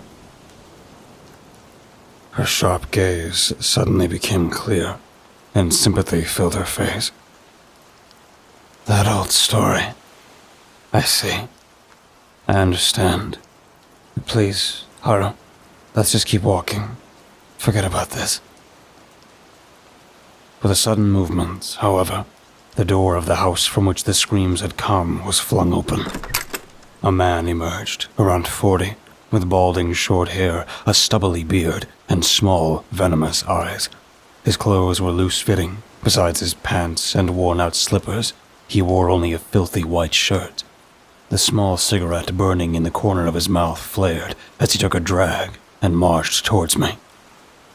What did he want? For a moment, I thought he was going to charge at us, gone mad and senseless. But his gaze didn't seek me. Instead, it landed on an old, scruffy, grey dog. They called him Hang-Un, and he had been living in a small hollow next to the Hong family's old fence for almost as long as I could remember. Some of the people passing by had occasionally tossed him bits of food, while others had constructed a makeshift shelter from partially broken wooden crates to shield him from the frequent rains.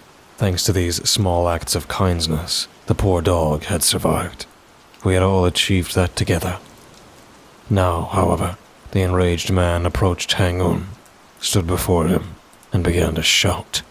And you wretched creature, barking all day so I can't sleep, eating our food because you're too dumb to hunt for yourself.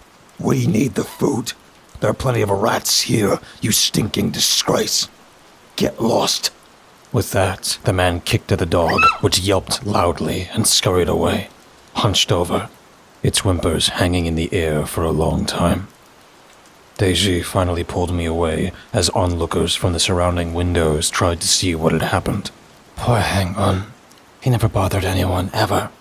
What a drunken idiot. Deji hissed. I tried to ignore the situation, but it had shaken me deeply. Then, not far from us, we could finally see the small square that housed one of the wells. You know, even though we had the rain and snow, the water was often dirty and scarce, especially down by the salty sea. There were indeed some functioning water pipes in Gaipun, further up in my neighborhood at the city's border, but only the wealthiest could afford to maintain them. So, the clean wells were one of the cornerstones of the port district, and people often came to fetch water there. I myself used a small stream that broke from the rocks at the border with the mountains as a water supply, but I could only do that because I still lived in my parents' house up on the hill. Nevertheless, I often accompanied Deji and helped her carry water, so I knew some of the women and children who lined up at the well to exchange news. We finally stood behind Ji-Yun, a thin, short-haired woman with a reddened and creased face and a hunched posture that made her look at least 60 years old, even though I knew she was barely 40. Ah, yes. You two are here again. How's the child? Everything the same, Haru? And you, Deji? Have you made progress with your roof tiles? Her voice sounded as warm as always, and she spoke cautiously. I'm in the midst of renovations, Deji replied. I'm doing well too. I'm waiting for Yun to return. He's been at sea for several days now, and I hope nothing has happened to him, especially after the storm. But he's probably ventured too far out again with the others to reach the richer fishing grounds, and it just takes a long time to come back. Yes, that could be. I remember a few years ago, when a ship got caught in the current and was dragged south. The crew didn't return for almost a month. They had survived on their catch, and soon their teeth fell out, or so they say. But don't worry, I'm sure Yun will be back home with you soon. Her gaze drifted away, as if she remembered something from a long time ago. South? They're lucky they weren't found and hanged by that rotten plague of a people down there. Deji suddenly spat with disgust in her eyes. You must know, Junho, that even back then, there was hostility between the South and the North. I myself shuddered every time people from down there were mentioned. To me, South Korea was a peninsula of the Western puppeteers who had betrayed our ancient culture and tradition, at least back then. Of course, today I think differently. Today I'm glad I went there and did not. But anyway, I understood Deji's outburst. I couldn't blame her for the disgust in her words. Yes, that was lucky, but it didn't do them any good, did it? Coming back without teeth? No, it didn't. I wanted to change the subject. I didn't want to expose you to these ideas if I could help it. I know you witnessed a lot in my arms, Junho. The arguments, the violence, but I still tried to keep you away from it as much as I could. Are you talking about the sea? So you've heard about what happened to the harbor? A woman stepped up behind me, holding 2 buckets, a neighbor of Deji's whom I didn't know well. Her tone promised gossip, but I wasn't sure if I was in the mood for it. Unfortunately, Ji-Yun had already answered, slowly and carefully. No, I haven't heard. What happened? People are talking about it everywhere. That there was a fight. The sailors, well, I'm not sure. It was probably a small fishing boat. They had just come back. They must have quarreled over something, or maybe they were... who knows. Anyway, they apparently slaughtered each other. Like they were gutting fish, except this time it was people. Their entrails were apparently all over the pier. It stank, not in front of the child. I snapped. Are you out of your mind? Deji also glared angrily at the woman. Yes, okay, but that's how it was. At least that's what they say. I can't help it. Maybe, but I don't want my daughter to hear about something like that. Still angry, I looked at her, but the woman had already turned around and was telling others about the bodies on the pier. However, it unsettled me that she hadn't mentioned the thing that the fishermen had brought ashore in their foolishness. Had it not been found? Had it really still been alive and crawled back into the sea? Finally, we arrived at the well. A man from the Ministry of People's Security stood next to it, watching as the women and children lifted their water from the depths. He ensured that no one took too much, that the well wasn't completely depleted. There were people like him at all the wells and other places that needed guarding too. The man looked grim and wore a grey uniform consisting of a jacket with rank insignia, matching pants, and a cap. A small club hung at his side, and its curvature suggested it had often been used. Sometimes he smiled when people thanked him, but such a smile never reached his cold eyes, which continually looked down on us. We knew him. He was often here unless someone else took his shift. You saw security officers like him everywhere. I think his name was Hang Sun, but I could be wrong. We were almost at his side when one of the women in the front of us suddenly dropped her freshly filled bucket, letting out a startled cry. The bucket clattered to the ground, and the well water flowed over the ground, eventually seeping away. But there, it wasn't just the water I had seen so often. Something seemed to be swimming in the liquid. A slightly yellowish, barely visible substance that was only briefly visible, and then disappeared into the ground. I held you tight as my stomach turned. What was that? Did you see that too? It was yellow, almost like slime. Maybe pus or bile. How could that have gotten down there? It's in my water too. It's already dissolving. What's going on? Yuck, what is that? Loud murmurs erupted, and panic simmered among us. Some of the women who had already filled their buckets flinched as they seemingly noticed something swimming in their water. I don't know what this is. It smells weird. I don't feel right. How long has it been in there? Yesterday morning, everything was clean, I think, but who pays attention to the water? It's dissolved in mine by now. I can't see it anymore. Is it still there? Damn it, how long has it been there? Who drank the water? Quiet! Hang Sun looked around with a wrinkled nose. I could tell he'd rather be doing something else than watching the women flinch in panic and inspect their freshly filled buckets. Nevertheless, he eventually confronted the woman who had dropped her bucket and ignored the others for the moment. You, take your bucket and get out of here. But the water. I have no water. My boy is sick. He needs something to drink quickly. You stupid woman. Go to another well. Don't hold us up. Next. He turns to us. We were no more than 5 steps away from the woman who was now squatting on the ground, digging incredulously into the mud that was the last vestige of her water ration. Please, can I have something from here? Please, I'll take it, even if something is in it. Please, my boy, he's sick. She crawled towards Hang Sun and clung to his leg, her dirty face filled with tears. No, you stupid woman. Away.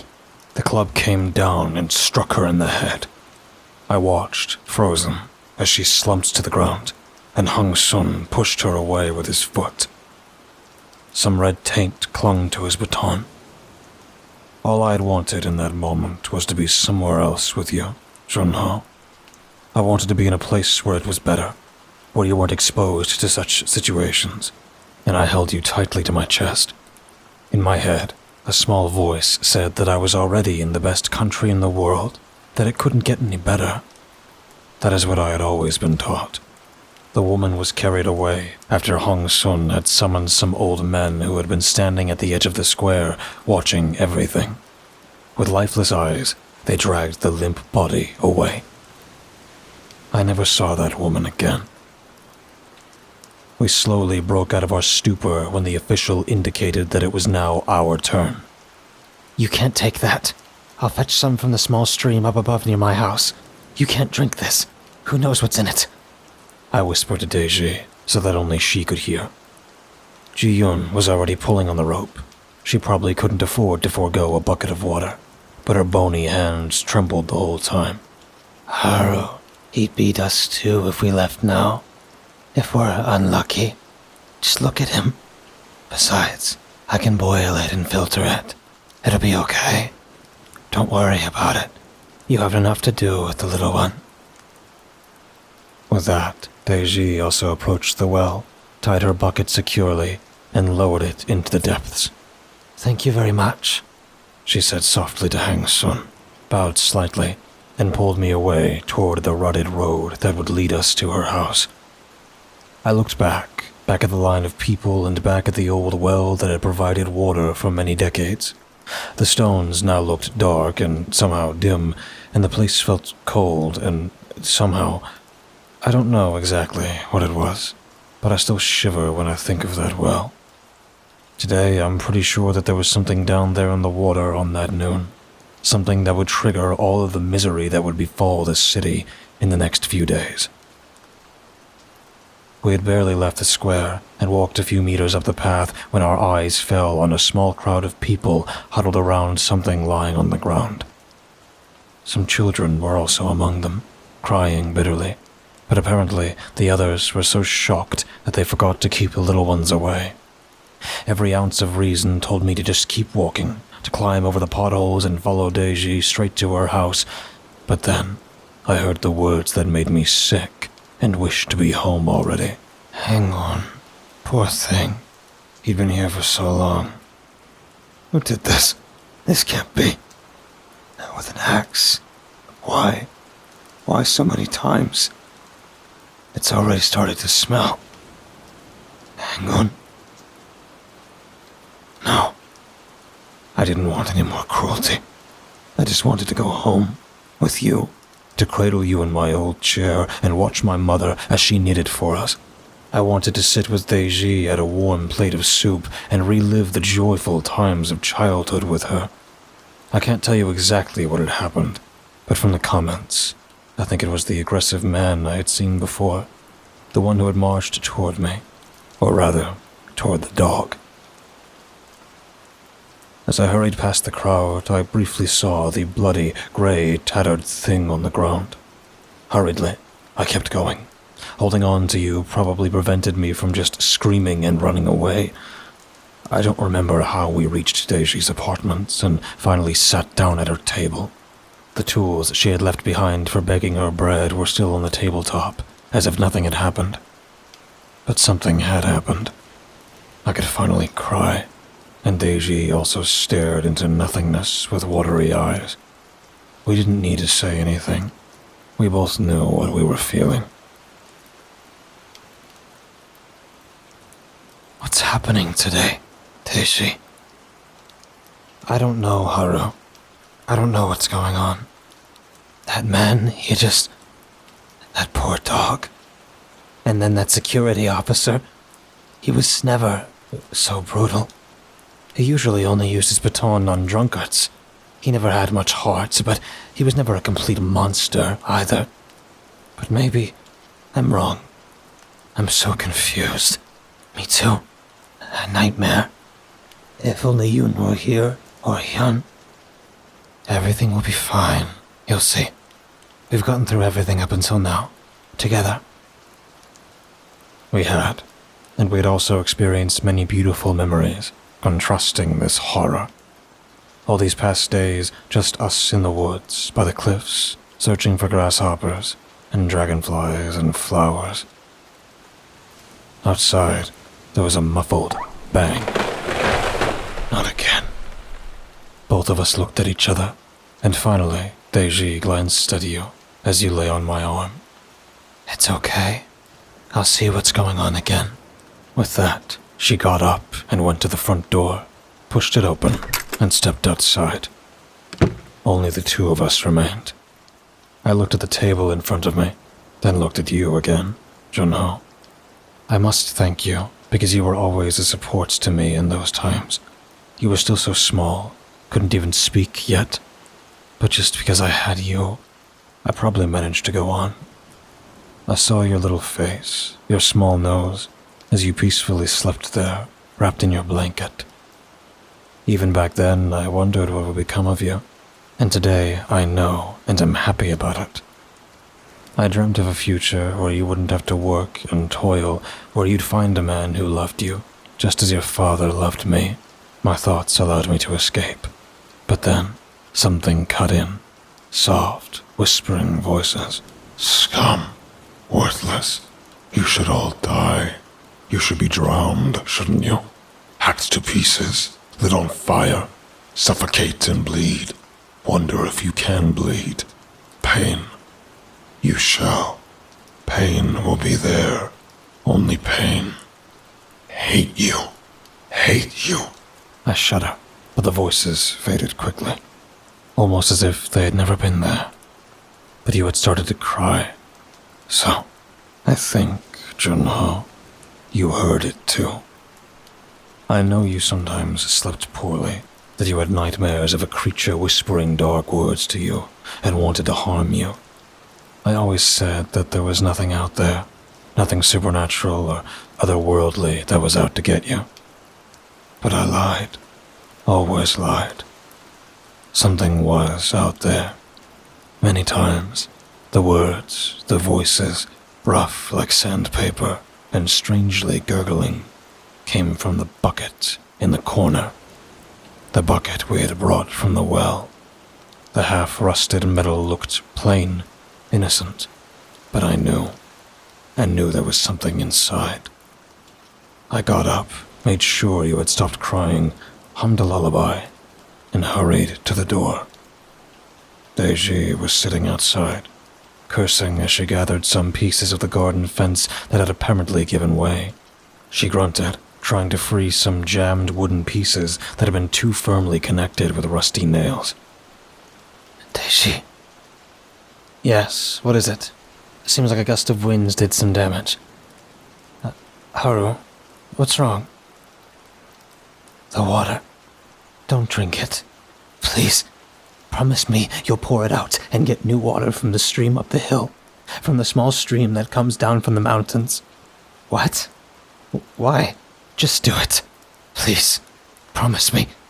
I must have looked serious, because she quickly promised. Deji, I want to go home. I'm not feeling well. Please forgive me for not helping with the baking, but it's okay.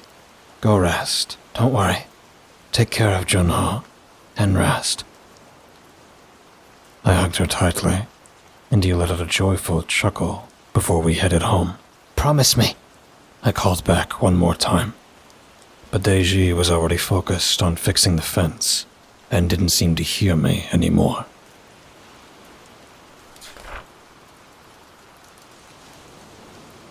The next 2 days passed somewhat uneventfully, or at least I didn't see much of what was happening. I stayed at our apartment and only went out to fetch some mountain water and cook soup for the next few days. So, every news I heard came from your grandmother. There had been some unrest because the well near Deji's house wasn't the only one to have those strange yellow streaks in the water. Other wells near the sea had also been contaminated. We sat together in the evening by an old lamp that smelled rancid and partially darkened the room with its smoke, casting a dim glow. She sat, knitting and squinting to see the stitches while I had already put you to bed in the adjacent room. Your father still hadn't returned, and slowly anxiety began welling up inside me. Was he in danger? Had they drifted away and landed in the south where they had been executed? I needed him. I needed him so badly. Everything else was too terrible. I just needed him. And you, Junho. I needed you too. Have you heard what they're saying? My mother suddenly asked, setting her kettle down on her lap. She looked at me with a furrowed brow, as if she expected that I knew what she meant. No. What? The wells. They've been poisoned. They were talking about it today in the gardens near the slopes. I just wanted to check on things, help out as one does. But everyone was in an uproar. What did they say? I don't know. It mainly revolved around some things happening down by the shore that aren't very nice. Not nice at all. They say people from the south are responsible. They must have sneaked across the border. No one knows how many there are, but they must have poured something into the sea near the coast. They say people are getting more aggressive down there, losing respect for each other. There have always been people who were just sick.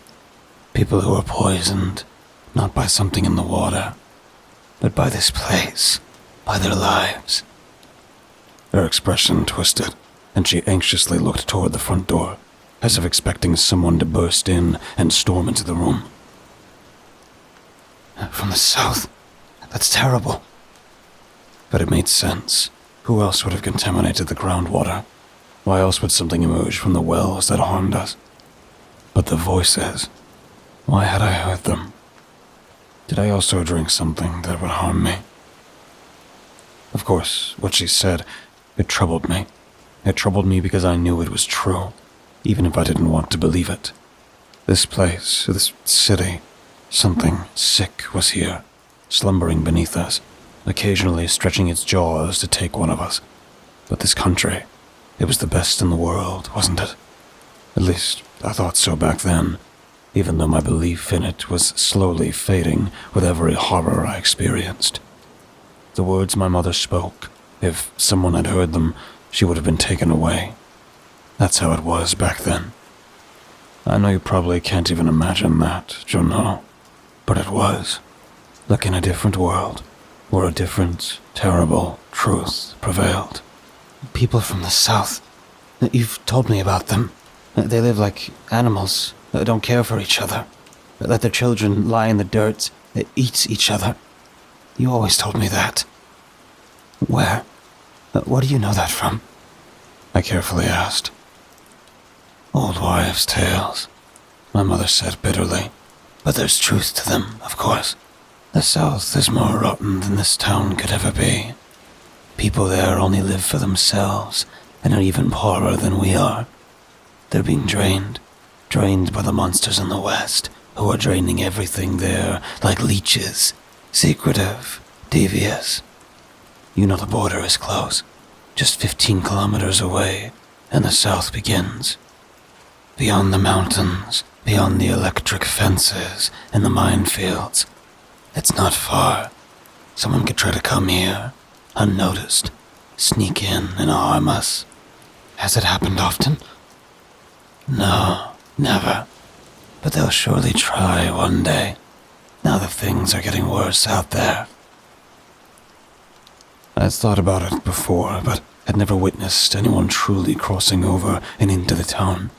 I'd always assumed the border was well enough secured to protect us. I knew the measures taken for that. No one could cross the death strip, the demilitarized zone. But what if someone had come, put something in the water, dragging us down to their level, so that we lived like rabid maggots as well? On the other hand, I had seen something down at the harbor, had seen something wrapped in a tarp that was still moving.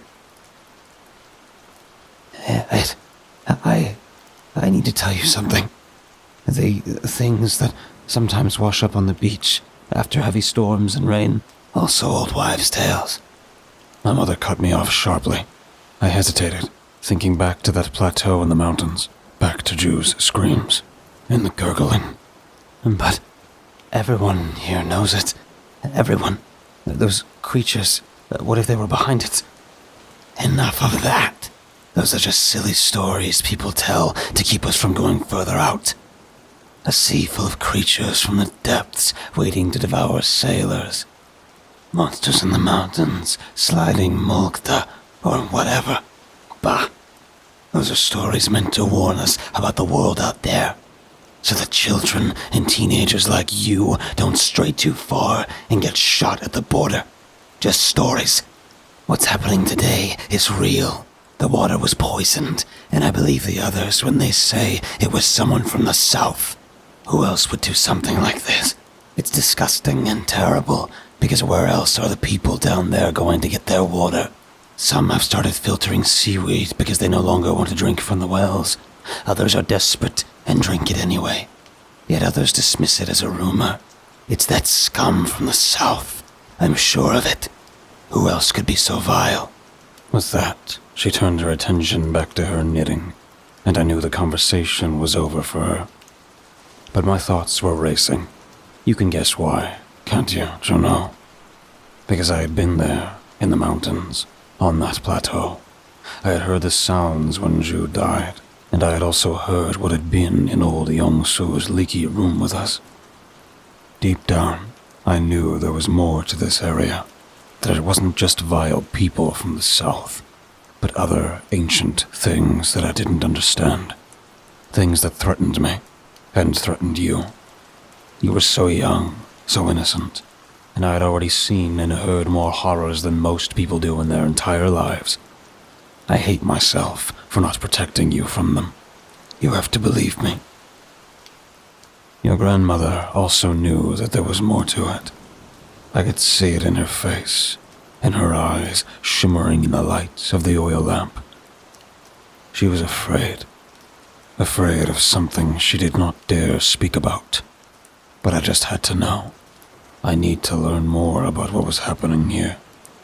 I had to know so I could protect you from it. And I knew who I had to ask. I knew from whom I might get more answers.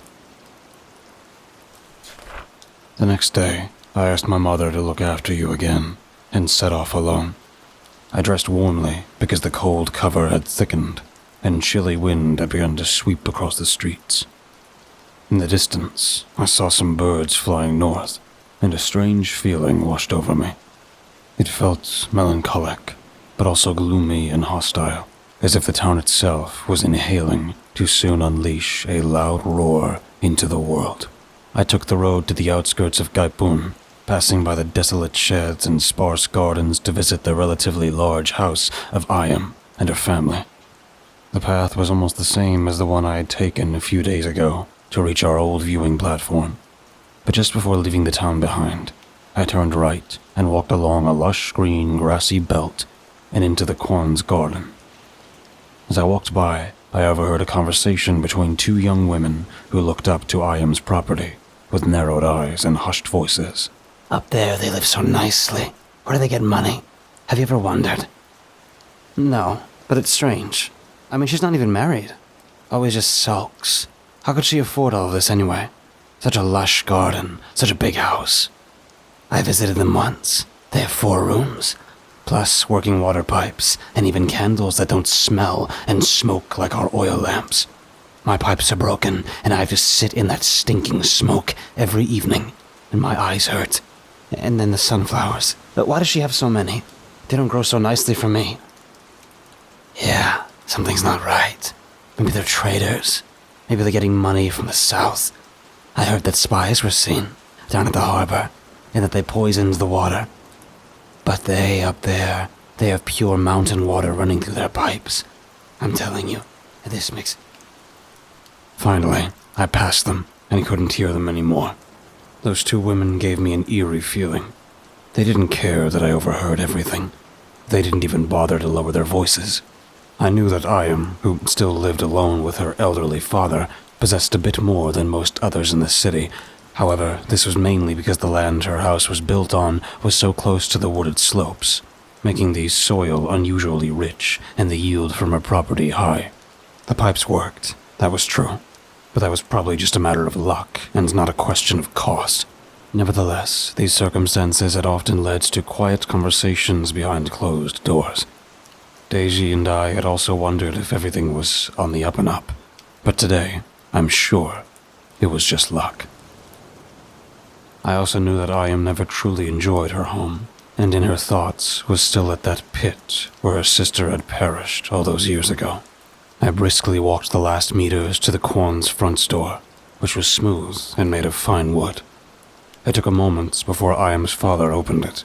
He was emaciated and trembling.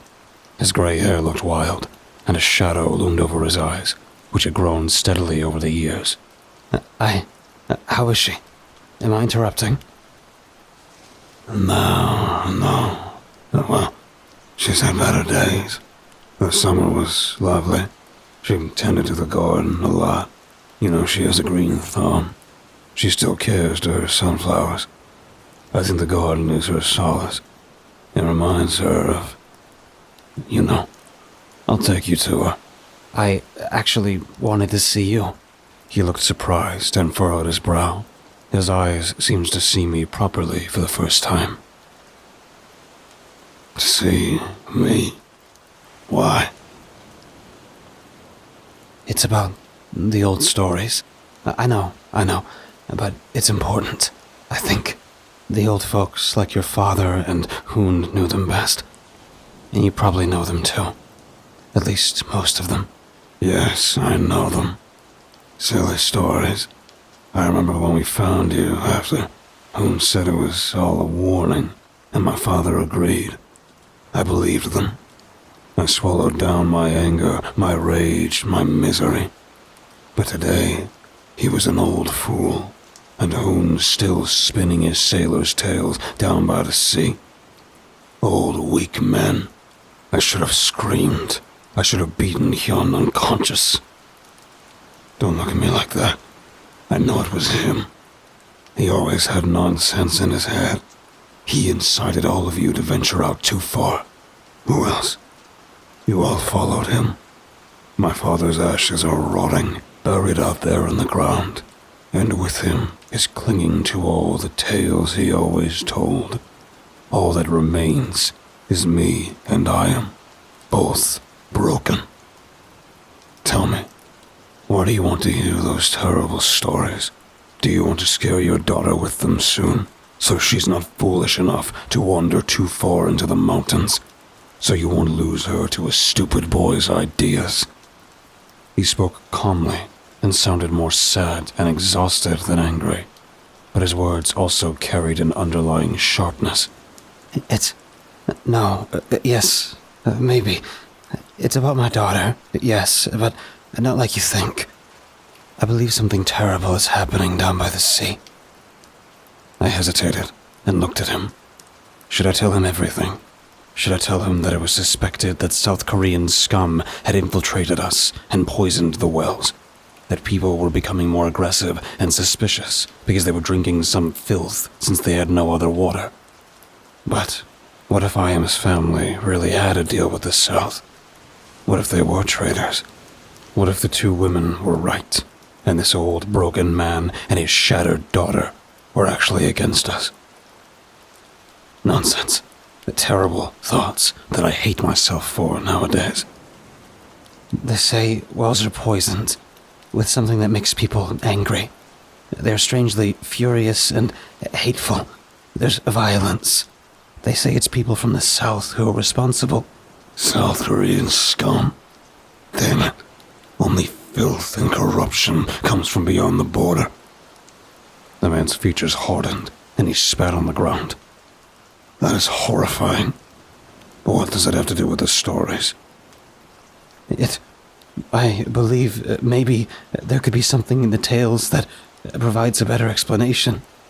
My mother told me that there had never really been intruders here, so I just don't know if perhaps something else is responsible. Come on. You can't possibly believe. The water. Did the old stories mention anything about the water? He paused, thinking. No, he said plainly. And about voices? Are there stories about voices? Silence. He thought about it as well. Suddenly, he twitched. That, yes. But what does that have to do with all of this? I thought it was about poisoned water. Please, tell me about it. Please. Finally, he gave in, bewildered, and slowly led me to his kitchen table. We sat down hesitantly, and he stared at his rigid fingernails for a while before looking up and sighing. The Whisperers. There are stories about whisperers in the night. What do you want to know about them, child? Well, everything. I've never heard of them before. I don't know many of the stories. My mother mostly just told me about the Moktas in the mountains. I don't remember much else. I still know about Gosas, but other than that, it's been a long time, and I think I just wanted to forget. Whisperers? Well, those were very vague stories. Not very embellished, not very profound. I think they were told to keep children from going outside at night, or leaving the shutters open. The Whisperers in the night, they're said to be evil, godless devils who whisper hateful, hostile words and want to snatch those who venture outside too late at night, to take all those who don't close the shutters so they can float into the rooms and... I don't remember anymore. Maybe eat the children. It was something terrible like that, but it's also said that they disappeared a long time ago. So long that not even a memory of their appearance remains. Maybe they were never here, they say. Maybe they've always been in another place, a place before. Maybe they were just a legend from a long time when we didn't live here yet, but somewhere else. Nonsense. Who knows what that's supposed to mean? But that's how they tell the story. Well, does it help you? The whispering I had heard. Was that one of those beings? But it hadn't happened at night, and not in front of a window. They had whispered to me from a bucket. What did that mean? It did not fit. Thank you. You have helped me a lot. I lied. It was an ominous story, but it just didn't fit. Just an old wives' tale. Back then, I thought it was just a coincidence. A silly coincidence that I thought I had heard whispers, a delusion produced by my confused mind because of the terrible events I had witnessed. A silly coincidence that there was a similar story. Oh, Junho, I still don't know what was true about the whispers in the night. But I'm pretty sure they were more than just a silly tale. Because, well, let's take it step by step. The old man and I sat in silence for a moment. But there was something else I needed to know. Something I had never dared to ask him. You said you wanted to beat up Hyun back then? Have you forgiven him over the years? Forgiven us? He looked at me for a long time, thought deeply, and seemed tired again.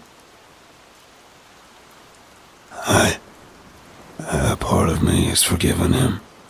All of you. But there's something else. A small, tiny place inside me that's blind with anger, hatred, and disgust. It's not even that I directly associate it with all of you, but it's there, lingering and festering since that day. I'd love to say that everything is long gone, that all is forgiven and forgotten. It would almost be the truth, even. But this small part, this scar that the death of my daughter left in me, it still bleeds now and then. I thought back to the plateau, thought about the cave, about Ayam, thrashing around like crazy, Hyun holding her down. Hyun saved Ayam back then. She would have jumped after Ju if he hadn't held her down. I don't know if we ever told you. Actually, we never talked about it, did we? No. It's good to know that he saved Ayam, but it doesn't change anything in me. Those are just words that do not reach that dark place in my heart. I'm tired. Please, go now, and don't come back for a while.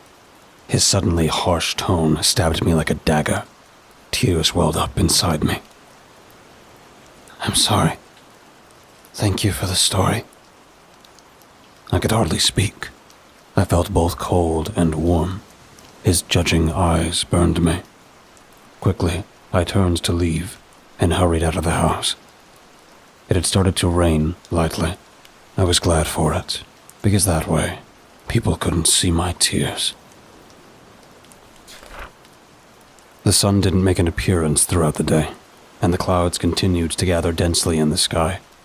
It hadn't rained enough to create puddles, and I kept thinking about the people down by the shore who had likely done everything they could to catch a few drops. In the afternoon, I knelt in our garden, trying to find and remove the small plants that were trying to steal the good soil from our cabbages. You were not far away, wrapped in blankets and lying in a basket.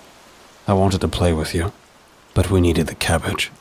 Some of the passerby reported fights down at the docks, brawls, and even some spilled blood. That bastard snuck in here and tainted the water, just because they have nothing themselves in the rat-infested land. Spat someone as they passed by. Others carried filled buckets. Presumably, they had started carrying water from the mountain streams down to the houses below. However, there weren't enough people to even come close to supplying the people and gardens near the harbor. I quickly brushed these terrible thoughts away. Guilt plagued me. I hated myself because I hadn't objected to our adventure back when we were young. Would Ju still be with us? Hello, my flower. A voice said from behind me. I jumped and looked up. Finally, your father had returned. Yoon stood there at the garden gate, his face dirty, and his hair tousled from the wind and weather, still wrapped in his coats that he usually wore at sea. His boots were dripping, and he looked tired and sad, but when he spotted you in your basket, he beamed. I miss him so much, Junho. I wish you could have met him. I quickly ran to him and hugged him. I could feel his warmth, but he flinched slightly when I wrapped my arms around him. Is everything okay? I asked cautiously. It was a tough and long journey. We lost Suk. He now trembled and looked at me intensely. What? How? Let me tell you inside. Not here. The people seem so... I don't know. When we docked, they swarmed us like vultures, asking questions. Whether we came from the south, whether we had someone on board we had picked up somewhere, whether we had been away for so long because we had in reality not gone fishing but smuggled food away. Nonsense. The people were hostile as I've ever seen anyone before. They tried to take our catch from us, said it didn't belong to us, and cursed us as filthy traitors. Madness. The port authorities helped us. I think we were almost attacked. After everything, well, the catch is unloaded, and the ship is in the harbor. The others said they want to go home, too. But I think they're going somewhere to have a drink together. I can't blame them. He flinched again. Is everything all right? What's going on? Wordlessly, he stepped back and rolled up his sleeve. A dirty cloth was wrapped around his upper arm, a makeshift bandage that seems to cover a wound. But what? What happened? You're injured. How? What? What happened? Please, tell me. Inside. His voice now sounded determined, and I got a feeling that it would be better to go inside with you two. I took you in my arms and headed towards the door when I noticed a group of children walking up the street, looking at us with dark, hostile faces. I quickly got inside the house. When I locked the door behind Yun, he looked at me with a furrowed brow. I think we both have a lot to tell each other about, don't we? I nodded slowly and began to heat up some soup for him while he looked after you. We were gone for too long, I know that. But out there, we saw things, experienced things that you probably won't believe, but I'll tell you anyway. He started speaking slowly, almost hesitating, but as I nodded to encourage him, he continued more steadily. When we set out, no one expected what would await us. The sea was calm, the weather mild. Everything indicated that we would have a peaceful voyage. The only concern on our mind was whether we could catch enough fish, as usual. We set a course northeast, away from the mainland, towards the center of the East Sea. We even were lucky with the wind, so we could hoist the sails and make progress without the auxiliary motor. Everyone was eager. Suk and I took care of preparing the nets and made sure everything was in order. Hun Min was at the helm on the bridge, steering the Hannam out to sea. Jisoo helped with navigating, and Jin Sung scrubbed the deck. The boys' potential, but everyone starts small, as you know. So, it was really just like any other time. The sun was soon on the horizon, and we had left the mainland far behind. The night brought many stars, a clear sky, and sparkling shooting stars, and I thought of both of you as I looked up there.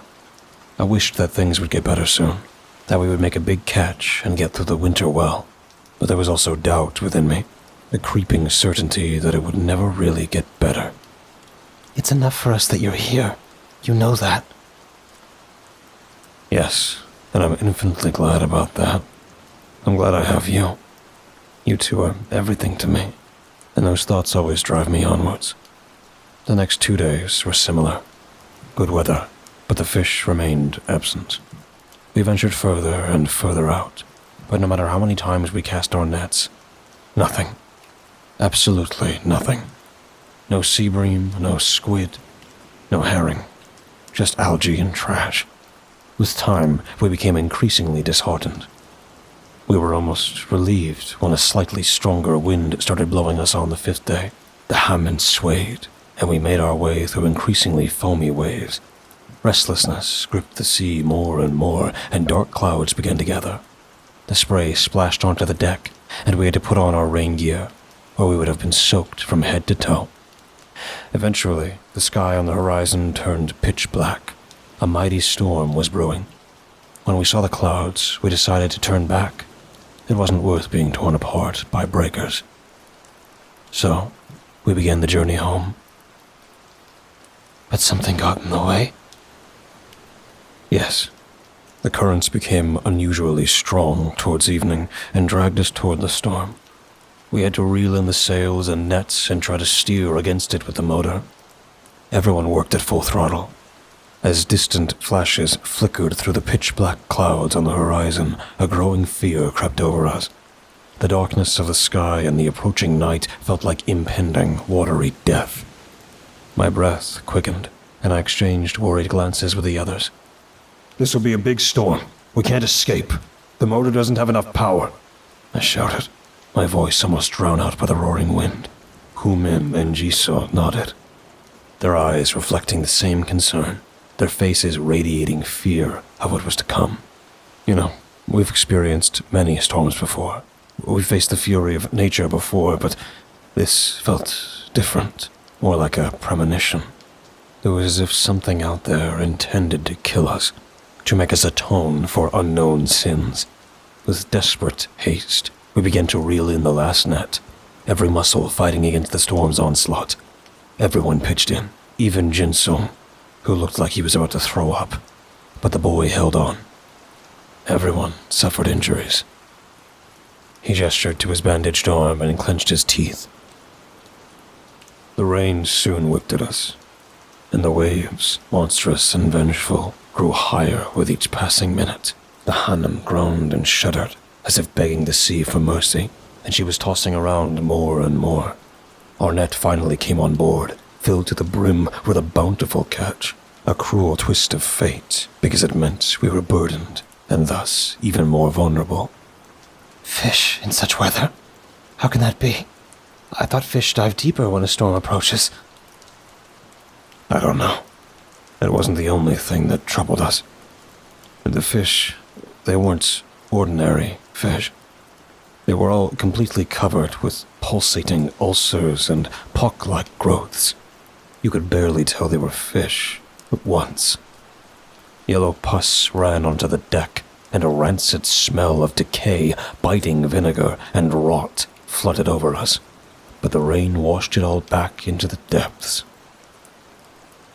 I looked at him in shock. What had been out there, beneath the waves, in the depths of the ocean?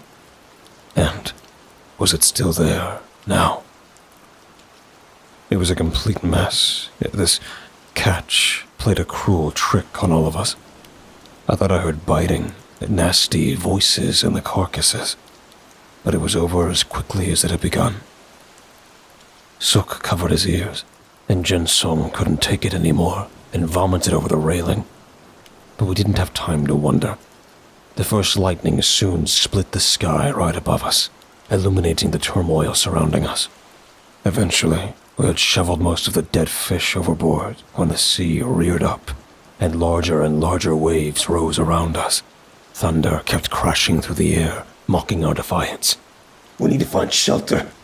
Jisoo shouted, his distorted voice barely audible over the wind and rain. But where could we find refuge in this desolation? Desperation tugged at me as I wrestled with the motor, trying to give the Hanum at least some maneuverability back. Every wave we shot over, like a nutshell, felt like a titan threatening to swallow us. More and more fear gripped me, but I couldn't let the sea win. How did you get out of it? How? He shuddered, suddenly. It was suddenly silent. Silence. The rain whipped at our faces, but we couldn't see anything. We were carried over a big wave, and then nothing. Nothing? Before us was just a calm sea. No storm, no waves. But the stench, it intensified 1,000-fold. I don't understand. Darling, how can that be? I don't know. I don't know. Behind us, we still saw a dense curtain of rain, saw the liquid mountains raging. But we ourselves were sailing on a water surface smoother than I had ever seen. So, it was a calm. Were you in the eye of the storm? You all were really lucky. No, it wasn't the eye. At least, not as you know it. When I say it was a smooth sea surface, I mean just that. Not a single tiny ripple. Not a bit of sea foam. No wind. Not even a breeze. But that's not possible. No. And yet, that is how it was. The motor propelled us forward, slowly away from the rain curtain behind us. It was as if we were driving over a muddy mirror. And in the distance, there seems to be a green, pulsating glow that illuminated the ocean and made the night shimmer dimly. It was a dirty glow, and I felt sick just looking at it. Suddenly, everyone was talking, still marked by the shock and strain of the storm. Then, ghost lights. They warned me about them a long time ago. Although Sook had said it more to himself, we all fell silence when we heard it. I couldn't believe what he was saying. I had never heard of such things. But then again, I had repressed most of the old tales. Ghost lights? What are those supposed to be? Dead souls trying to lure others into the heart of the sea? I swallowed. Ghost lights. It sounded ridiculous. And yet, after everything that had happened, I didn't feel like doubting anything. No, Harrow, that wasn't it. I don't know for sure either. I'd never heard of them myself. My father used to spin a lot of sailor's yarn, but I'd never heard of lights like these. No idea what they were. But Sook believed he knew. He told us that there were warnings about them. Warnings from ancient times that a glow in the sea and a whisper in the wind brought doom and great danger. Whispers. Whispering again. What was the meaning of it? What did it signify? I knew it was nothing good, of course, but what exactly? What did it all mean? To this day, I don't know. Your father continued before I could finish my thoughts, and I just listened to his words, to his voice that I had missed so much. Sook told us, like he often told us things he had heard somewhere. He loved all these horror stories. He probably made up many himself, but a few he probably heard from others. He said they were called ghost lights, not because they were real lights, but because they were like the last flicker of dead spirits, a final glimmer of souls before they... Oh, I don't know. It was quite jumbled. But he also said they were an omen of death and destruction. To underscore it, a murmuring swelled in the air, growing louder and more malicious, infinitely hostile. That's awful. What did they say? Or do you not want to talk about it? We couldn't understand them. There were too many. But there was a hatred in the wind, hatred in the water, disgust. I can't say exactly what. The glow, it got closer. The voices, they invaded our hearts. At least that's how it felt.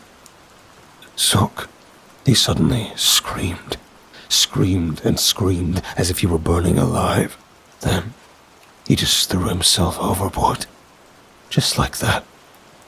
He went under like a stone, disappeared into the depths. The rest of us, we barely noticed it. There was so much evil in the air, pulling at us. The glow grew brighter and brighter, and the voices louder and louder. And then? I asked, full of concern, but also horrifically intrigued. Nothing. I don't remember more. The next thing I recall is that I woke up, and we were adrift amid a light swell. The others were just regaining their senses, too. It could have been a bad dream, if Sook hadn't disappeared. My goodness, that sounds terrible. Yes, well, we decided to head back, obviously. Jisoo used the stars to navigate. We had gone very far out, but eventually We made it back. We even had a good catch on the way back. His voice trailed off, and he looked at you, Junho, with all his love. You were sleeping soundly and peacefully. I think you sensed that he was back. I only made it through because I wanted to come back to you two, I think. I'm so glad you're all right. I hugged him as tightly as I could, pressed myself against his chest. It was good that he was back, despite the circumstances. But enough about the sea. Darling, now, please tell me what happened here. What is going on? And so, I told him. He listened, his face tense. He believed everything, and I was relieved. The water, it sounds like what was in those fish was in the water as well. Do you really think it comes from the south? How could they cause such an event at sea? It's beyond human capability. Yes, possibly. I don't know either. But the water here, it's dangerous. We must be cautious. We mustn't drink anything offered to us. And we must protect Junho from it. I almost believe that there's something out there that's been here for a long time, but has otherwise been asleep, underground. All these stories, all these terrible myths. Someone once told me they were warnings. Warnings about things and beings out there, outside the town. But perhaps they're invading here now. Or were they always here? Yun, I'm desperate. What if something takes Junho? What if these whispers, or the Mokta, or Agosa, or... Hey, everything will be fine. We'll make it. In case we'll leave. He hugged me again. It was good to finally feel safe, even though I knew he probably couldn't do anything about all the horrors that had come to our city.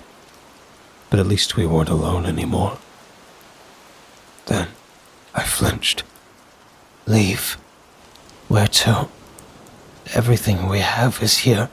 It's worse in the south, and we can't even afford a shed in the north, and they are not better off there either. Yun remained silent for a while. We will find a place and a way, he said firmly.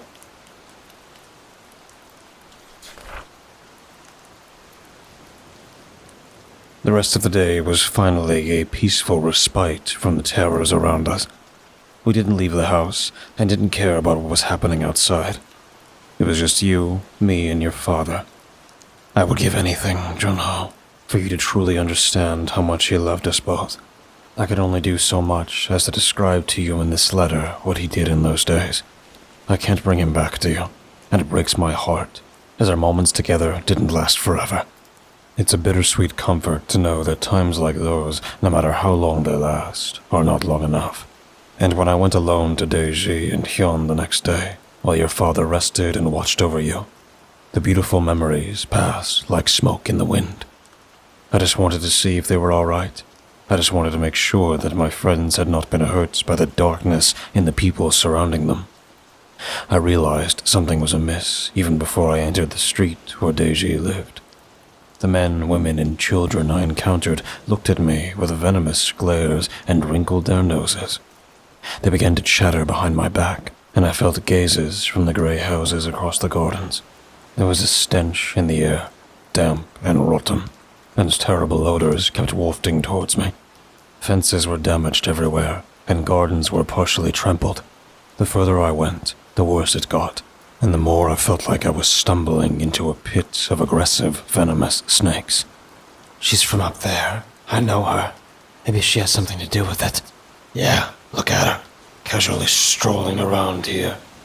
Just because there isn't enough good water uphill for everyone down here, she's acting like something special. We should take it for ourselves. I started to panic. Can you imagine that, Junho? Walking through streets that are so familiar to you, but feeling like a terrible stranger, faced with biting disgust on people's faces. Faces of those who once greeted you with smiles. People you helped tend to their gardens as a child when the officials demanded it. They looked at me as if they barely remembered me, as if I were something they deeply despised, like a cockroach. but I had to get to Daeji and Hyun. I had to make sure they were okay. Maybe, just maybe, they would come with us. Your father wouldn't have minded. Finally, I reached the grimy door to my father's house and knocked, all the while feeling the piercing gazes from the buildings around me. Suddenly, an old man stepped up to the garden gate behind me, looking at me as if he were inspecting vermin. An ugly, cold smile curled his lips, and he held an old rusty scythe in his hands, from which, to my horror, blood was dripping. Was it human blood? Was my imagination running wild? What's someone like you doing down here? The man asked in a sweet voice. Have you lost your way? I can help you. I can help you get to where you belong. He took a step towards the property, in my direction, but a shrill female voice interrupted him. You scumbag! What are you doing? Another woman had approached and looked at me. She didn't hide her contempt, but eventually turned away from me to face the man. You're running around here instead of taking care of the garden. Are you serious, you dumb shit? We need food, you idiot. Can't you get anything right? I want meat, and you're leaving it behind to chase after some slut. What if the dirty neighbors steal it? Go and continue with the chopping, or I'll gouge your eyes out. For a moment, I thought the man would attack the woman, but then he gave me one last scrutinizing look and walked away with her, trembling with cold anger. It took me a while to recover from the shock. Somehow, it felt like I had only narrowly escaped a cruel fate. I had to gather myself before knocking on the door again. Daeji? Hyun? It's me. Can I come in? No response. Daeji? Hyun? Are you there? Still nothing. I began to feel anxious, but then an irritated female voice came through the door. Come in, come in. As I closed the door behind me, I didn't feel well. The awful smell had not gone away and still hung in the air, even in this room. Daeji sat in the corner and briefly glanced at me with a dark look. Her eyes hardly lifted from the laundry she was washing in an old, dirty tub as she curtly greeted me. Hello. You've decided to show up again? I hesitated. I was just here recently, wasn't I? Is everything okay with you? With me? Yes. Everything's fine. It's just the people around here. They've become hostile. They don't have the common good in mind anymore. It's hard not to let it rub off on you. Sorry. How is it with you? Yoon is back. I'm glad for you. Her voice was unusually tense and icy. She did not look up as she pressed a shirt into the murky water. How is it here in the neighborhood, Daeji? How do you think it is? Terrible. Those foolish kids next door screamed all night long. I couldn't get any sleep, and everyone is so... She sighed, finally, and turned to me, somewhat friendlier this time. They're all losing it. It's disgusting. The kids have nightmares, wake up at night, and claim that some figures are roaming around the houses. They say they can see them through the gaps between the shutters. Completely insane. And the people, they're nasty, violent. There have been several fights. Even some more deaths down by the docks. They scream at each other over the slightest things. They trample the neighbors' gardens to make them starve for asinine reasons. And the security officers are much tougher too. There have been more injuries at the well. Not just the one woman we saw. Some retaliated and beat down Hang Sun. Since then, more security officers have been brought in from neighboring villages by the administration to maintain order. And amongst all that, everyone's on the lookout for the South Korean shitface responsible for all of this. If we find that rat, he'll see what he gets. When we catch him, he'll see. A smile curled on her lips as she spoke those last words. Her eyes lit up with delight as she imagined something I'd rather not know. How do you know it's a South Korean man? I asked cautiously. Daeji narrowed her eyes. Everyone knows that, she grumbled and turned back to her tub. Suddenly, she licked her lips, and a little saliva ran down the corner of her mouth. Everyone? Daisy, are you? Without warning, she crouched down, looking at the dirty water as if it were a treasure. For a moment, she lifted her face above the surface, and I heard her whispering softly. Yes, you're right. I think so too. Then, she plunged her head into the dirty tub, greedily and insanely sucking up the water. I screamed and tried to rush to her, to pull her out, but she had already risen again and was looking at me. Her black hair hung dirty and wet in front of her face, and her eyes flashed between the strands. It had happened so quickly. Daisy, please, what? Then, a terrible and desperate feeling hit me like a punch to the stomach. You drank it. The water. Why? Why did you drink it? As she answered me, water poured from her mouth and splashed onto the floor. I was thirsty. Thirsty. I had to drink. Do you not understand? I had to drink. God, you're so spoiled. You never had to live off this well. Always had your fresh water from up there. I was thirsty, you bitch. She was out of her mind, then slowly rose up. With her wet, muddy clothes, she looked almost like a creature emerging from a dirty swamp. I wanted to get away, far away. Then, the door swung open. Several people were outside, peering in. They all looked disheveled and downtrodden, with blood-soaked eyes, some wet and unkempt. Some had sticks in their hands, others carried butcher's cleavers, and still others had pitchforks and hand drills. They grumbled and hissed among themselves. They kept turning around and scanning the street. A few of them had strange pimples on their faces, almost resembling sea sores, or wore dripping wet clothes. But there weren't many of those. One of the women who stood at the front spoke before she even fully entered the room, visibly excited. Daisy, where's he? We need you. We're going to find that miserable bastard, make him pay for what he's done to us. He's poisoned all of us with his lowly ways and his pus. Wait, who is this? Suddenly, silence fell. They had noticed me and were staring at me. Daisy, who is this? The words sounded soft, like those of a snake about to strike. The woman's face now displayed icy anger. Where did you come from? A murmur spread through the crowd, and the mob moved slowly towards me. They pushed forward as a single mass, growing steadily.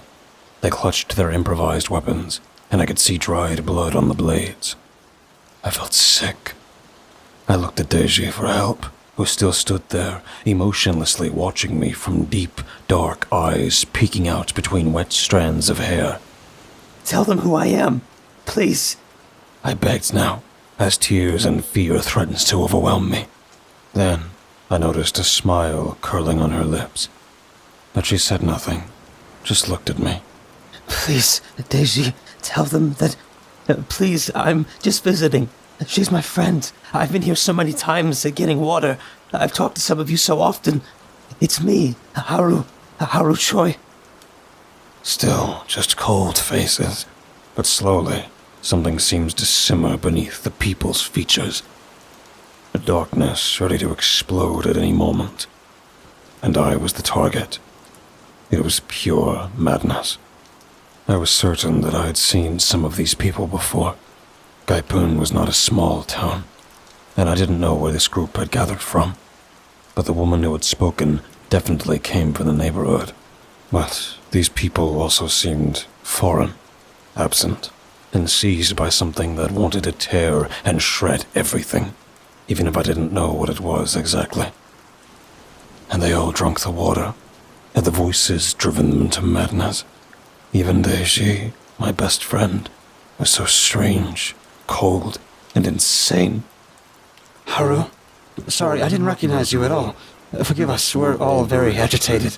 She's from Gaipun, a friend. Yi-Jean pushed through the people who had frozen at her words, and now looked undecided. The frail woman had tied an old apron around her thin waist as if she had been interrupted while cooking. In her hand gleamed a kitchen knife that she let dangle at her side across... In her hand gleamed a kitchen knife that she had let dangle at her side almost carelessly. Child, what are you doing here? She asked sternly. In these times, you shouldn't be in neighborhoods where you don't live. You could be taken for a traitor where you're not known. We almost... The woman who had spoken at the beginning now stood less than 2 meters away. She first skeptically looked at me, then at Yi-Jean. Are you sure? Yes, I know her. She's been here many times. I could not see her clearly from back here. An old man with greasy, matted long hair, partially receding into baldness, backed me up as well. Again, murmurs ran through the crowd. She's right. She's my friend. Don't do anything to her. It now also came from Deji, who had snapped out of her trance. Her ugly smile had disappeared, and now she looked fearfully and confused in my direction as she dried her hair with an old towel. Maybe the water hadn't completely ensnared her in its terrible spell yet. Perhaps she could resist it. It doesn't matter, as long as you're on our side. Grab anything you can use to give this piece of trash from the south a slow death, and come with us. We need more people. You must accommodate us. You have to. It's your duty as someone who is part of this community. Come. A young woman, almost a teenager, urged. I was about to protest when Deji suddenly stood next to me, also holding a kitchen knife. Come on, Haro. What are you waiting for? Let's get rid of this filthy maggot from the south. But I need to get back to Juno. She needs me. I tried to get out of the situation, but it was futile. Just as skepticism was about to flare up in the crowd's eyes again, I quickly stood up and nodded. You're right. The sooner we find him, the better. Internally, I prayed that they would believe me and stop scrutinizing me with suspicious looks. All right, let's go. Jian said, as the others marched out of the house and headed towards the neighboring building. Just as I was considering sneaking away, Deji handed me an old pair of garden shears. Here, take these and come. To my despair, the crowd wasn't large enough for me to slip away unnoticed. When I spotted the uniforms of 2 young men waiting outside the street, I gave up any thoughts of a quick escape. I'm ashamed, Junho. I'm ashamed of not having been strong enough. I'm ashamed of not having shown courage back then. But I also had to think of you. You needed me. You were just a baby. What would happen to you if I were no longer there? So, I decided to join them. To blend in, not to attract attention. Our march led us further down the street, towards the shore. It was windy, and the cloud cover still blocked the sun from reaching us. But at least the temperatures had become more pleasant. Despite that, I shivered as I walked there, clutching the old garden shears. Like a single organism, we wound our way through the streets, slowly but steadily growing with each doorstep. Part of me wanted to participate more actively in the search, just to not be alone and vulnerable. I repeatedly heard ominous whispers around me. We'll get him. Make him pay for what he did. Poisoned us all with his lowly ways. He must suffer. He must suffer. Or maybe they sent a woman. We'll find out. We'll definitely find out. The security people marched ahead. They had added rifles to their batons and kept looking around, examining side alleys and debris piles where someone could hide. I was sweating now, despite the mild temperatures. Would they find anyone? And then what? Would they give up the search? Or would they find someone else afterwards on whom to vent their hatred and anger? Someone like me. Someone who lived up the hill with easier access to clean water. Deji marched beside me, her face a contorted mask. I had never seen her like this. The water must have overwhelmed her in those moments, turning her usually calm being and demeanor into something that sought only revenge. The other people around me seemed similar. It was almost palpable in the foul air. Suddenly, I became aware that the people around me emitted a repulsive, biting, unidentifiable odor that enveloped them like a cloud. That now enveloped me as well. And in that stench was a feeling I couldn't place, but it was infinitely dreadful. Sometimes I thought I saw others like me, still normal, also trying to hide their panic behind feigned indifference. Daisy, do you think we'll find someone soon? I asked weakly. She didn't answer, but her face twisted. Still, she ignored me, making me even more uncomfortable than I already was. Yes, I think so. I can almost feel him. A man. The man who poisoned us. All of us. Who made us fight against each other. He will pay. Yijeon hissed instead. There was certainty in her voice, and I didn't want to argue. Who knows what the once kind woman might have done otherwise? The further we marched, the more atrocities I witnessed. Houses with their doors kicked in, dead rabbits in front yards, mutilated. Squashed gardens that once provided food, now reduced to dust amidst torn plants. The worst was the man sitting dead against a house wall, slumped over, an axe still in his chest. I recognized him with horror. It was the man I had seen a few days ago, the man who had killed the poor dog. Now he had himself been judged. Decay now permeated the air, completely polluting everything around me. People seemed not to notice any of it, though. As I struggled to contain my fear, they continued forward, clutching their weapons, eager to find someone to blame for all of this. Then, after what felt like an eternity, we neared the docks. The path split, and we had to decide whether to head towards the sea or towards the mountains. Something urged me not to go towards the depths of the ocean. I remembered the thing in the tarp, wrapped up, yet alive. I couldn't go to the sea. I couldn't. The sea. It was evil. It had come from the sea. I was sure of it. He's probably headed towards the mountains and hiding. I called out to the crowd. People turned to look at me, and I hoped they'd buy my feigned enthusiasm. No, he's definitely at the beach. He wants to escape across the sea. Behind the mountains is the demilitarized zone. He can't get through there. They just shoot him. Or maybe he'd step on a mine. No one's that stupid. Someone protested from behind. Yes, he must be at the beach. I'm sure of it. Daisy shouted. She shot me a brief, glaring look, and then turned towards the beach and the docks. I dared not to say anything against her. She was my friend. And worse, she had drunk the water. It was unclear what she would do if I didn't do things her way. And a part of me had the terrible suspicion that this was exactly what she hoped for. Yes, that's true. You're right. He probably wouldn't dare. I replied cautiously. Murmurs surrounded me, sprinkled with bitter words. People started getting restless and expressed their dissatisfaction with those walking next to them.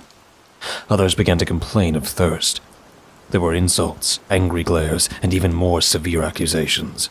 And always with us, the rot in the air. Maybe he's among us, or her. Maybe it's one of us. Then it could be you too. Now that I say it, I've never seen you before. Who exactly are you? I've lived here forever, you fool. But I've never seen you. I felt as if I were in a powder keg about to explode at any moment. It was hell, Junho. It was as if I were trapped in a nightmare from which I couldn't wake up. I just wanted to live, wanted to see you and your father again and hold you in my arms. But my path led me away from you, away from the mountains and towards the beach. As we walked there, now nearly 100 people strong, we approached the surf and the algae-covered sand. The salty water was fresh in my nose, but the putrid stench still lingered in the air. It can't be one of us. Isn't that the best cover?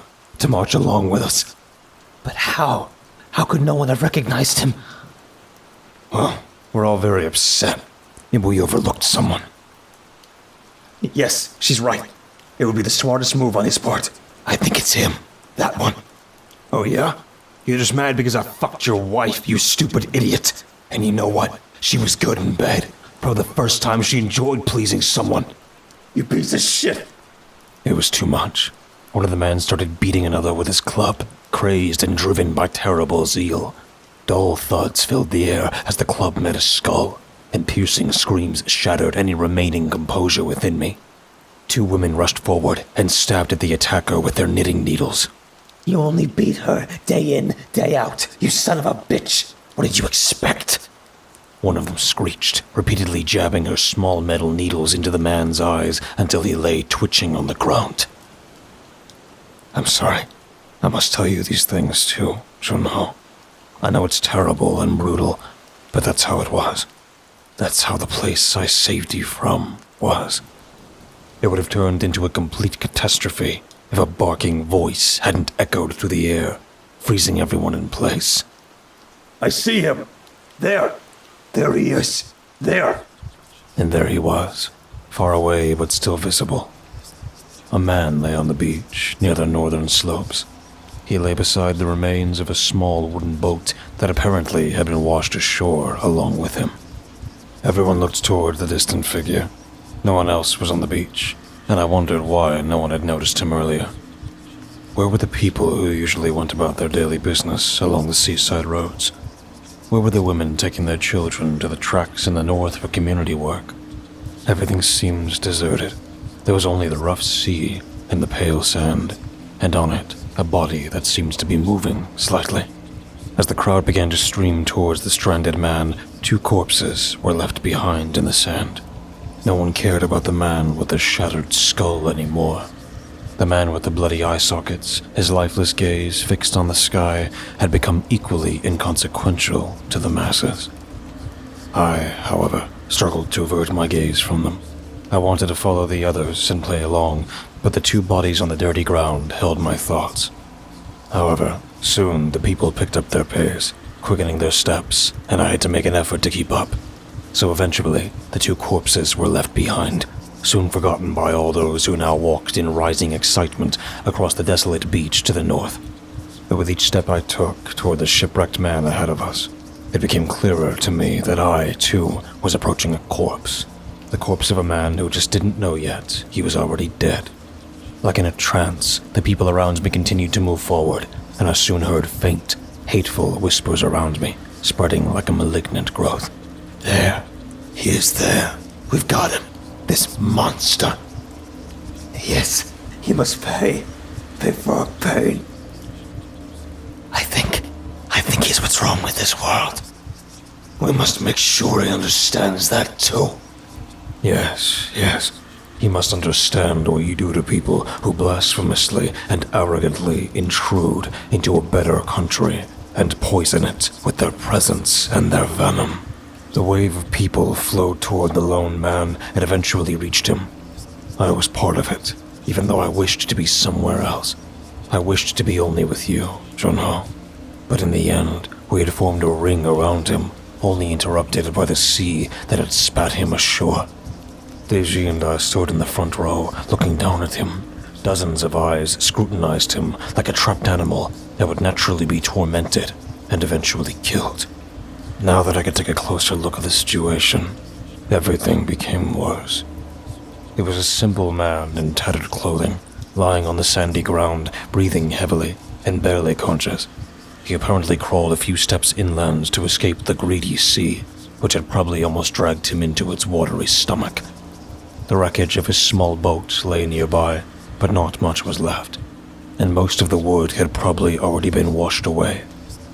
He coughed weakly. Seaweed and algae clung to his hands, but he twitched. One of the uniformed men stepped forward, slowly, like a predator. He approached the castaway. Everyone else just stood there, their eyes on the semi-conscious man, their mouths watery and partially foaming at the corners, as if they were looking at a feast to devour. Eventually, the officer reached his target and nudged the man's back with the butt of his rifle several times. Initially, the shipwrecked man didn't react, but then water gushed from his mouth, and he coughed terribly. He opened his eyes, dazed, and looked around at the crowd. Please, I'm shipwrecked. My name is Jamin. A storm. A terrible storm. I was out with my son, and the currents took us. He's alone. I'm alone. He's gone. Please, help me. He twitched and tried to sit up, but was pushed down again by the uniformed man. Where are you from? He wanted to know. His voice sounded low and predatory. Jamin seems not to notice, confused. Sokcho.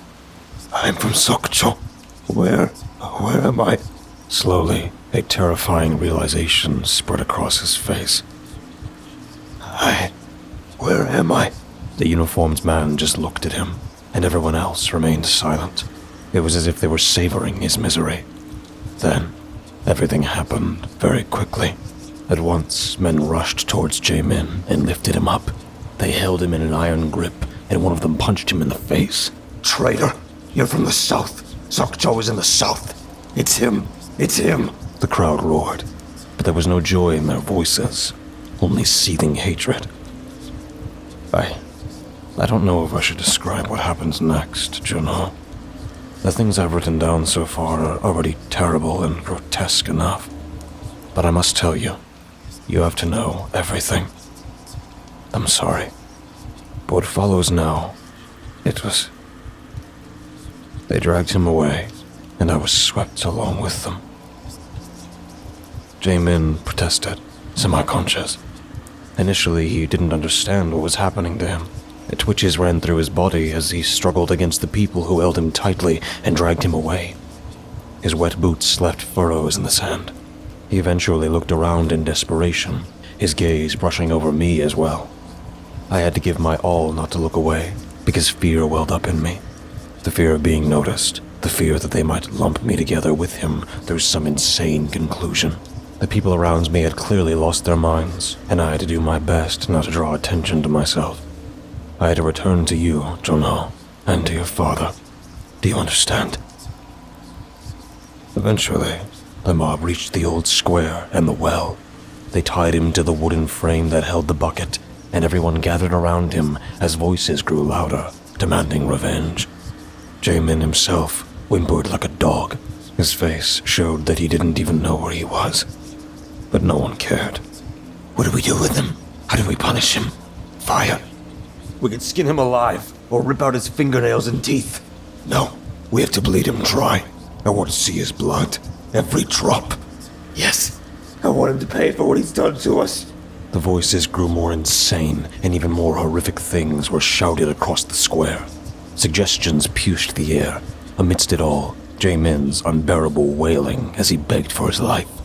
Please, I don't know what's happening. I don't know what you mean. Please, no. Please let me go. No one paid attention. It was as if the man were an insignificant rat that annoyed people, but wasn't worth their attention. What is all of this? Suddenly, a voice rang out from somewhere on the edge of the square. The shouts fell silent instantly. Angry, frantic looks searching for the one who had dared to interrupt their deliberations. An elderly man with a snow-white beard and countless wrinkles on his face stood there, leaning on a cane. I knew him. I had seen him years ago, after I had escaped from the plateau with my friends. What's this? Oh, you damn geezer. Why are you defending this maggot? Why? They snapped at him, but the old man didn't even flinch. Shut up, you idiot. That is not what I meant. What I'm saying is, how does any of this help us? Jae-min seemed to draw hope for the first time and stared towards the edge of the small square. Some approached Hoon, raising their weapons slowly. You truly are mad. Or are you one of them in the end? But Hoon just stood there, squinting. You've always had shit in your brains, you stupid child. Don't you know what's going on? What you are planning is so short-sighted and stupid. All of what you stinking pigs are rambling is nonsense. It's clear what we should do.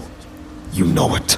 Suddenly, he burst into guffaws and spat on the ground in front of the people who had approached him. Hasn't anyone listened? Has no one ever listened to us? I've told you everything. Everything. And you dimwits, do you still think they were just fairy tales? All our stories? Do you? No. You should know better now. It's clear. His death won't heal the water. But I believe there's a way. Everyone froze. Even those he had insulted just moments ago paused to think. What would you propose we do? Jian finally whispered in Hun's direction. Others followed suit. Jae-min seemed close to fainting. Come on. I've told you so many times. You know it. They were once here a long time ago. The others, before they left us, we worshipped them. And you've forgotten all about them. Everything. You fools. All of you have forgotten. But we've told you, just as our elders used to tell us. I know how to offer sacrifices to them. No, Jimin screamed when he realized that Hoon was also insane. No one cared. Agreeable murmurs began to fill the square. Some seemed to remember the stories he was alluding to, but I did not. But how?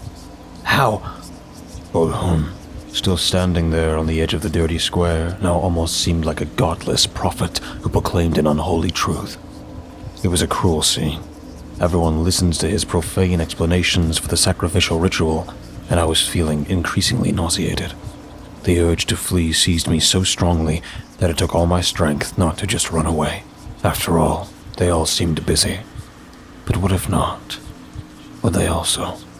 So, I decided to push myself to the back of the crowd to not have to see everything. But I couldn't risk behaving conspicuously either. If I looked away for too long, if I closed my eyes, someone might notice. And then it would be my turn. I knew there were others who felt the same way, who were also trapped here with me in this rabid crowd. But we were too few. In the end, I had to witness everything, clenching the shears I still held as hard as I could. They brought a table and tied Jae-min to it with outstretched arms and legs while he struggled so much that eventually his wrists rubbed bloody against the ropes. He screamed like crazy, begged for mercy for his life, promised everything he could, and more. But it did nothing, because he was no longer talking to normal people, but to corrupt souls who felt nothing but hatred and contempt for him. While Jamin writhed and begged, the old man began to chant a monotonous, terrible song. Ebrugh, Ebrugh, Ebrugh. Slowly, the others joined in. They spoke the words over and over again, their voices monotonous, words that meant to summon the others, to make the planned sacrifice appetizing. Then, a burly man stepped forward, dragging a massive blunt axe behind him. He was dirtier than the others, wearing torn clothing, and moved with a determination that filled me with deep dread. No, please, Jamin screamed. I have a wife. She'll be all alone. Please, I just got caught in a storm. Please, listen to me. Ji-yeon suddenly approached and suddenly brought her kitchen knife towards his face. He fell silent, and tears welled up in his tired eyes. Silent pleading was visible in Jamin's gaze, but it was in vain.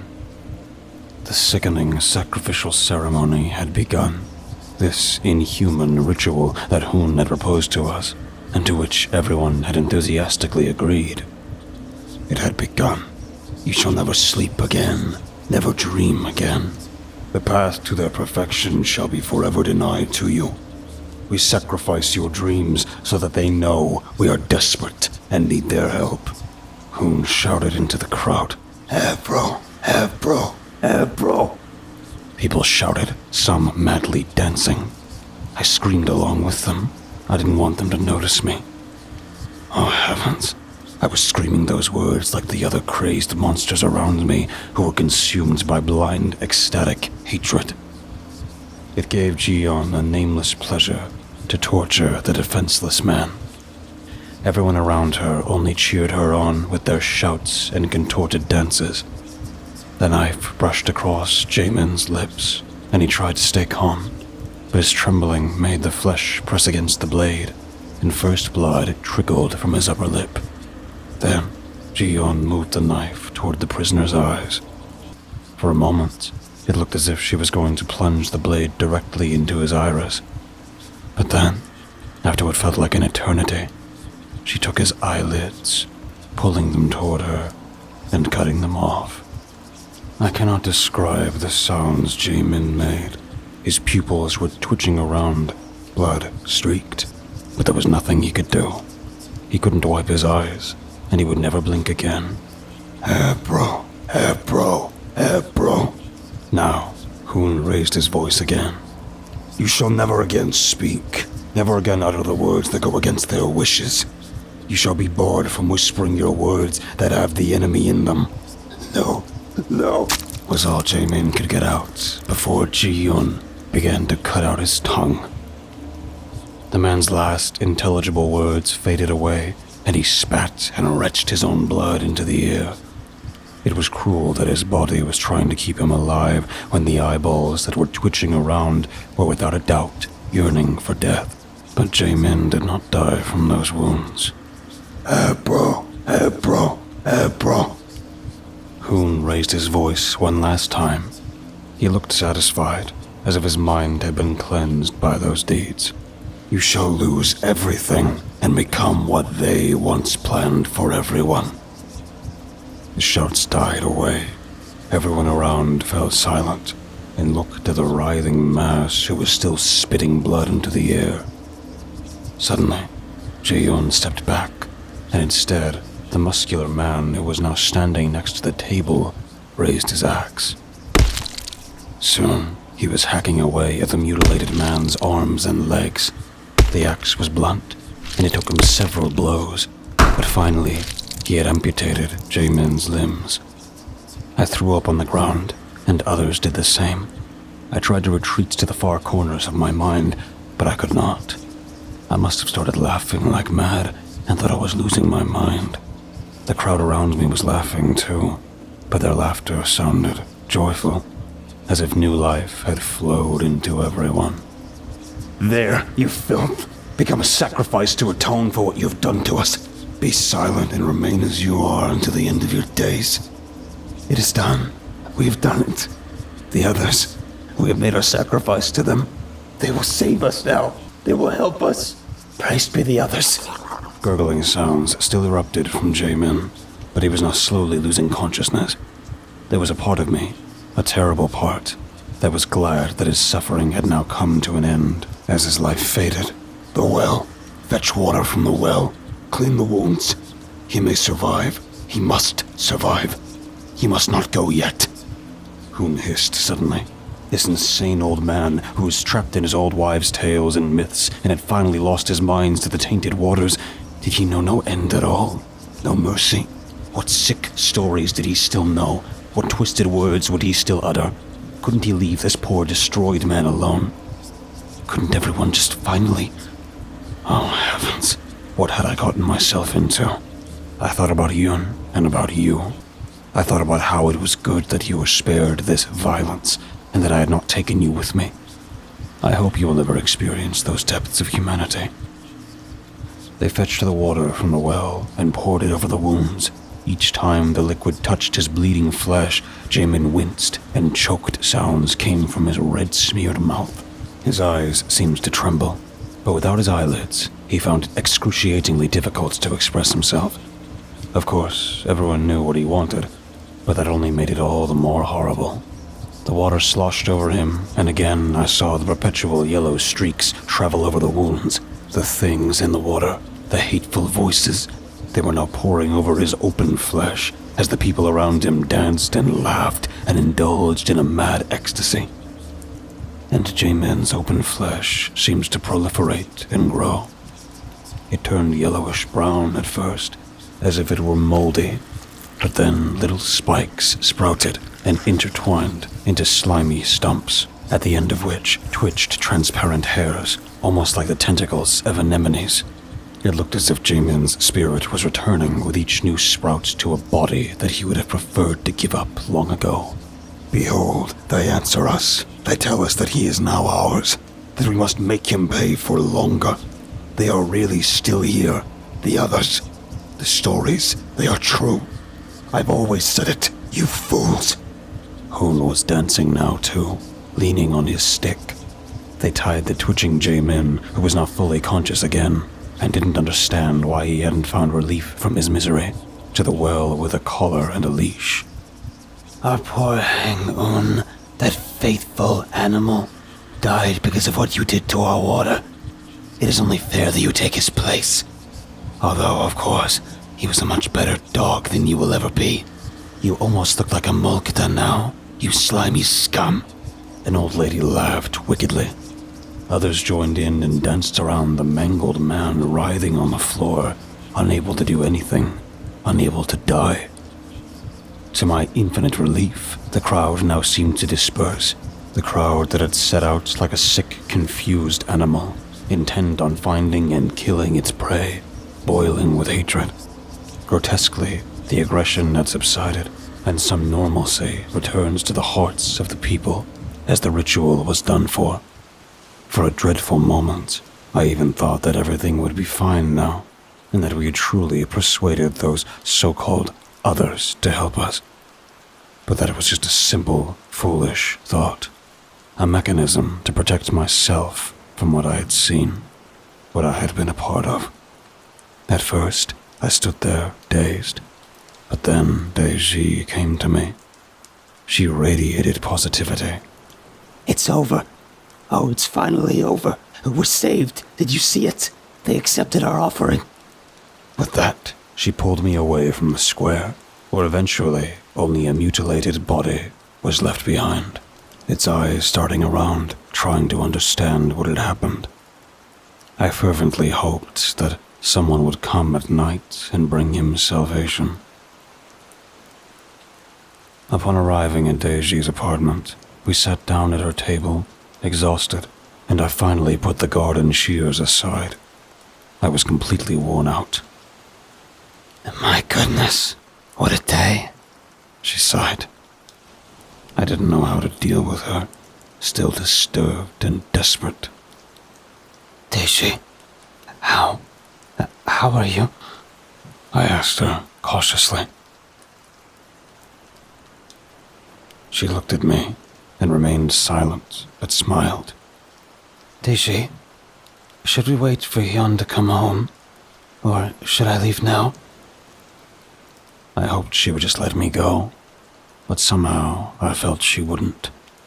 Suddenly, she started laughing hysterically. Hyun? Yes, you'd like to know, wouldn't you? Yes, that's why I asked. But of course, that's why you asked. Of course. I don't think he's getting up again, you know. Completely bewildered, I looked at her face, which now resembled a mask again. What? What do you mean? I asked quietly, with a trembling voice. He's in the next room, in bed. He's been there the whole time. Didn't I tell you that? Silly me. He drank too much, the poor thing. I made him too much tea, because he was even thirstier than I was. But I think the rat poison I added did not serve him too well. In the end, I had to force it down his throat, while that weak, drooling fool tried to resist. So ungrateful, considering I've taken care of him for so long. What have you done? I yelled at her. I had jumped up and was about to lunge at her, had she really killed him, like one would a pathetic garden rat. Her husband, whom she had loved dearly for so many years. Hyun, who had always been our friend. Oh, Junho. I couldn't believe it. It was all too much. Too much, you know. There she continued to look at me with her hellishly sparkling eyes, and then it burst out of her, quietly at first, lurking, then getting angrier and angrier. I gave him what he deserves. I know about you two. I know you and him are fucking behind my back like rabbits, just because your Yoon is already gone, you miserable bitch. And I thought you were my best friend. What the hell was she talking about? I tried to protest, but she just exploded. Lies. I know it. He's had a crush on you ever since I can remember. Everyone wanted him, but he only had eyes for you. He built those stupid stone seats for you.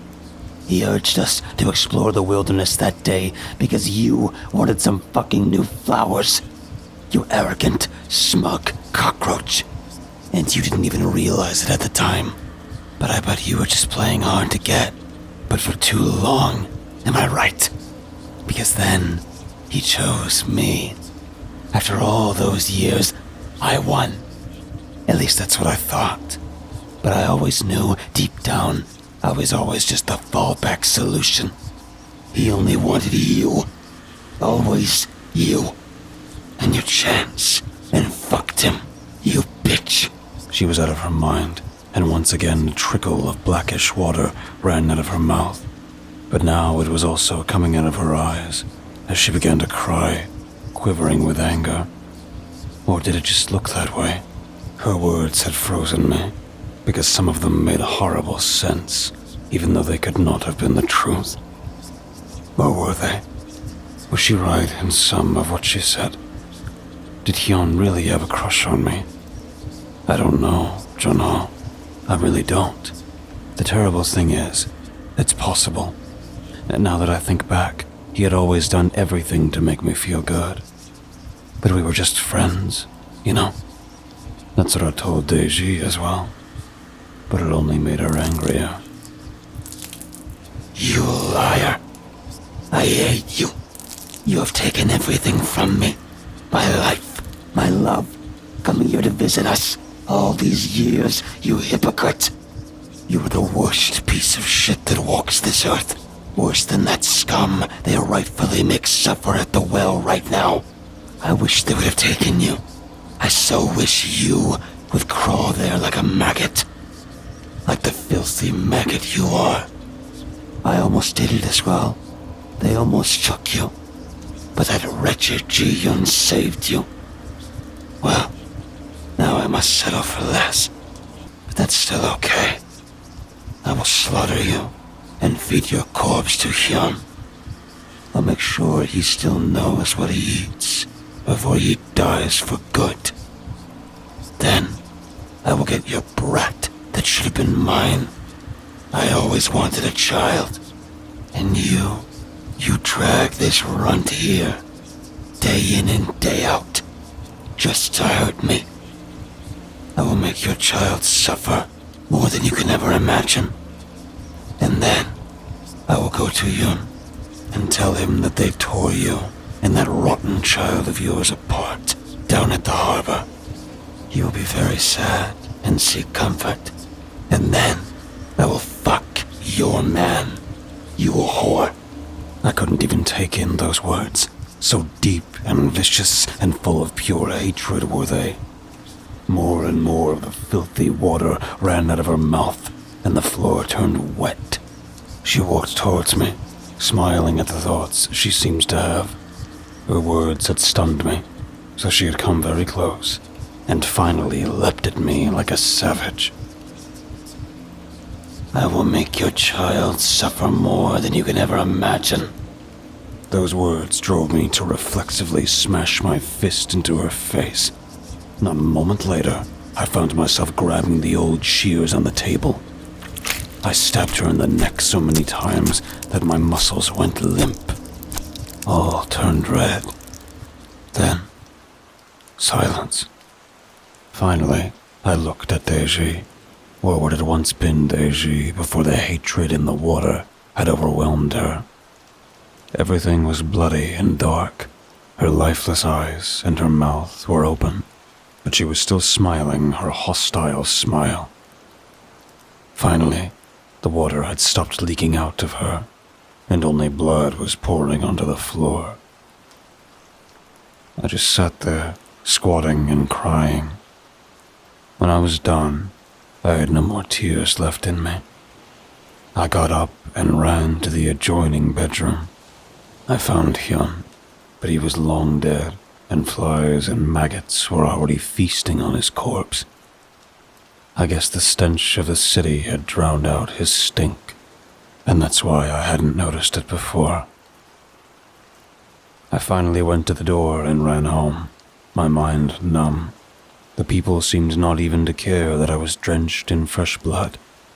They looked shocked and happy at the same time, but had their own problems to deal with. Deji's last words. Which of them had been true? What had she really thought of me? And what had been the water? Junho, I can't tell.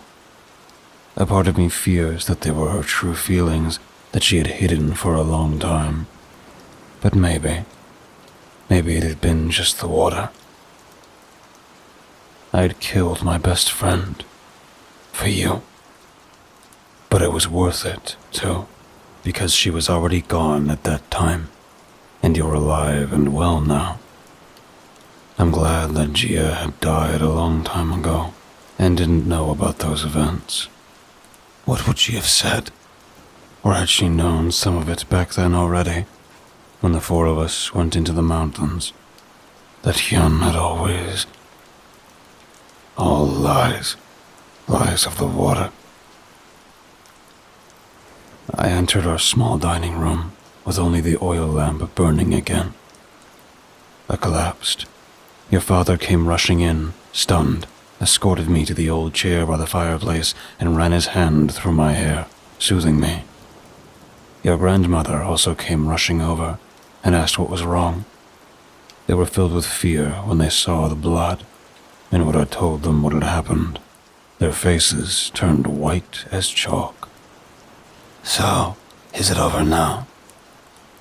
Your grandmother asked thoughtfully, almost hopefully. What do you mean? She's dead? I muttered, exhausted. No, I'm talking about the man. They sacrificed him. So is it over now because of that? I couldn't believe my ears. Was that what mattered? Was that what concerned her? But she looked dead inside, and seemed to want to distract herself, I believe. Or had she somehow drunk some of the water when visiting friends? The thought scared me, but I brushed it aside. No, I don't think so. I don't believe it's over. The poor man, someone has to help him. But he's from the south. Why does it matter? There was a subtle pleasure in her eyes that made me nauseous. Yoon seemed to be in shock and couldn't say a word. Mom, what do you mean? Haven't you heard what I've told you? What they did? What I did? She looked like she was struggling with herself, but then remained resolute. It's a cruel fate. Terrible. But if it's over now, then a dirty stranger from the south is a cheap price to pay. And you did the right thing. She wanted to kill you, and do worse. Your father finally joined in. It doesn't matter who it is. What has been done is wrong. And what you're describing, Haru, what Deji did, what she has become, just horrific. I've had enough. We're leaving. We're leaving this nasty town. I'll take care of it tomorrow, he said firmly, placing his hands on his hips. Away from this city, away from Gaipun. A strange thought. This city, with its embittered people, who became more malicious and consumed by hatred with every passing hour, with its rundown houses and the soil in which almost nothing grew, with the mountainous hills that concealed horrendous relics of a bygone era. It was still my home. It was all I knew. It was the place where I had suffered a lot, but where I had also had friends and my family. Still, your father was right, Junho. He was right. It must have been difficult for him to make this proposal, and I anxiously glanced at the door, fearing that someone might have overheard us and misunderstood these plans, and might even attack us. I'm not leaving here. Never. My mother said defiantly. Her words were short and curt, but I knew I couldn't change her mind. She had a strong will, just like you. I just nodded. Your father tried to persuade her, but of course he failed. A lump formed in my throat as I realized that I would soon see her for the last time. I remembered all the moments she had been with me, helped me, comforted me, how she had tried to stand up to my drunken father and protect me, even though she never really succeeded, only gaining new wounds and scars each time. You were lying in your crib throughout all this, sleeping with your father, and she continued to argue for a long time. Eventually, we went to bed. I slept long and deeply, deeper than I had expected, though the horrid images pierced my sleep again and again and made me wake up trembling. They still do to this day.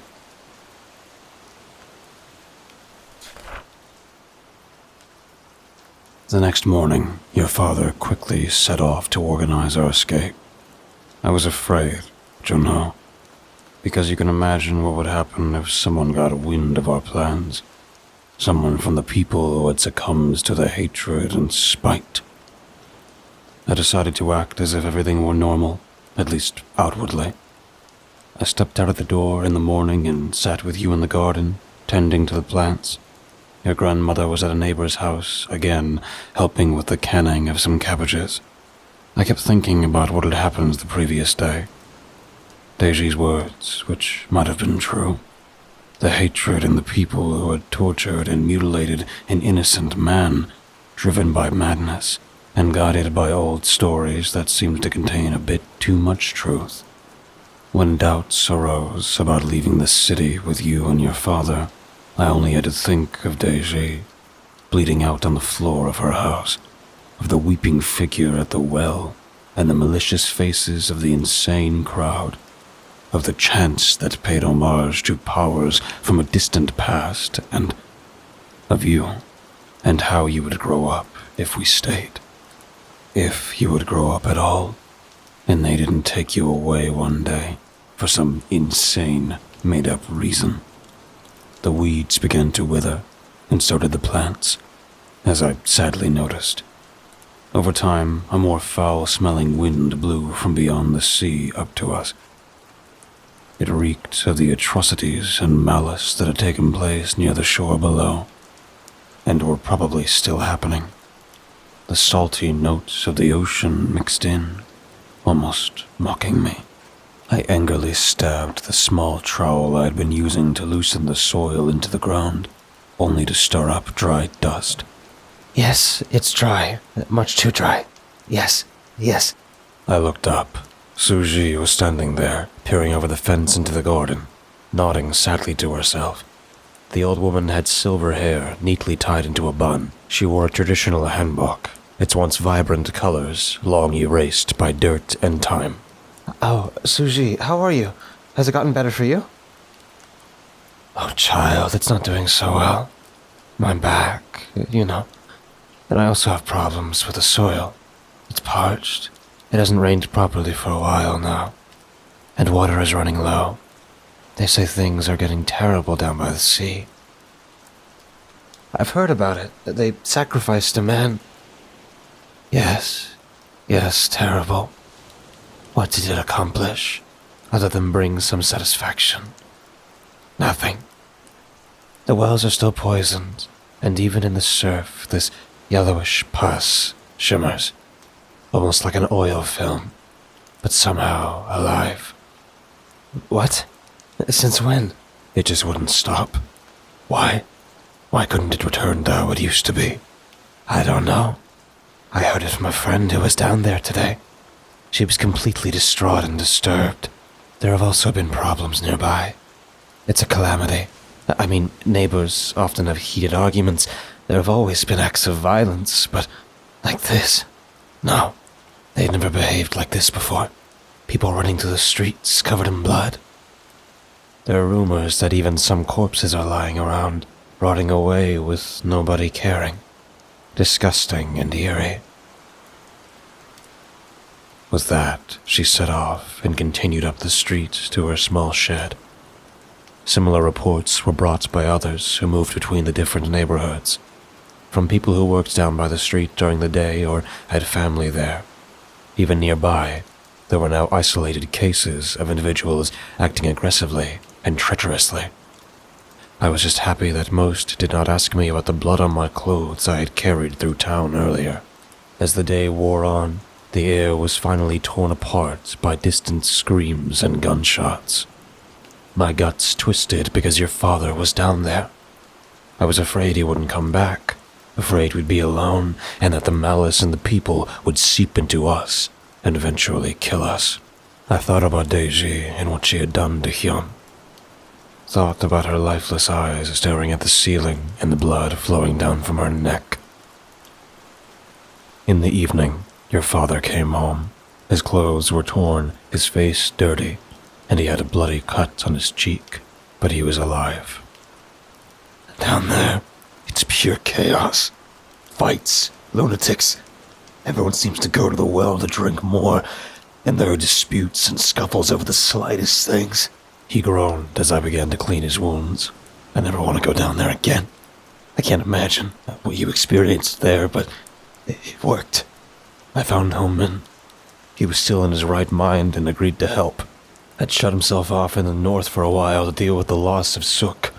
He's getting supplies, and will then take the High Min out to sea, where he'll make a turn and dock in the south in a small hidden cove. He'll wait for us there until tomorrow evening. We need to pack the essentials and get going, immediately. We'll take as many containers as we can and fill and get water from the stream up above. Then we'll continue over the mountains to the High Min. We just have to hope that the madness stays down by the beach for now and doesn't completely flood up here. This one, he pointed to the wound, I got when 2 teenagers took a liking to my hat and they walked down the street. They said I don't deserve it and went completely mad and rabid. Luckily, Dong Ha was nearby and helped me. It will reach us soon too, if we don't hurry. I swallowed and began packing some things for you. It was late noon, and under normal circumstances, we would easily cover the distance. But what if people spotted us sneaking towards the border? What if Hu Min couldn't make it, had gotten caught, or turned mad? What if we set out into the wilderness in vain? But the violence and hatred that were increasingly bubbling up in Gaipun were undeniable and life-threatening. The knowledge of the growing horrors so close to you made me feel a painful tightness in my chest. But it was the only way.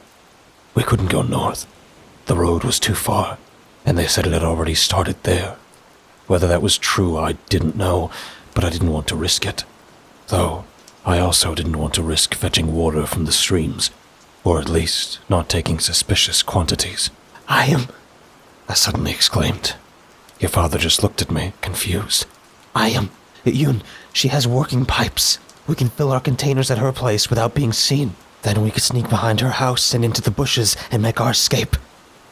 He thought for a moment, and then smiled weakly. A truly great idea. It was a good idea, but today I know it was the wrong one. Today I know that this idea cost your father his life, that because of this decision, you never got to know how much he loved you. Junho, I'm sorry. I'm sorry for taking your father away from you, even if it was unintentional. But going to Ayam seemed like the best course of action, the most sensible thing to do.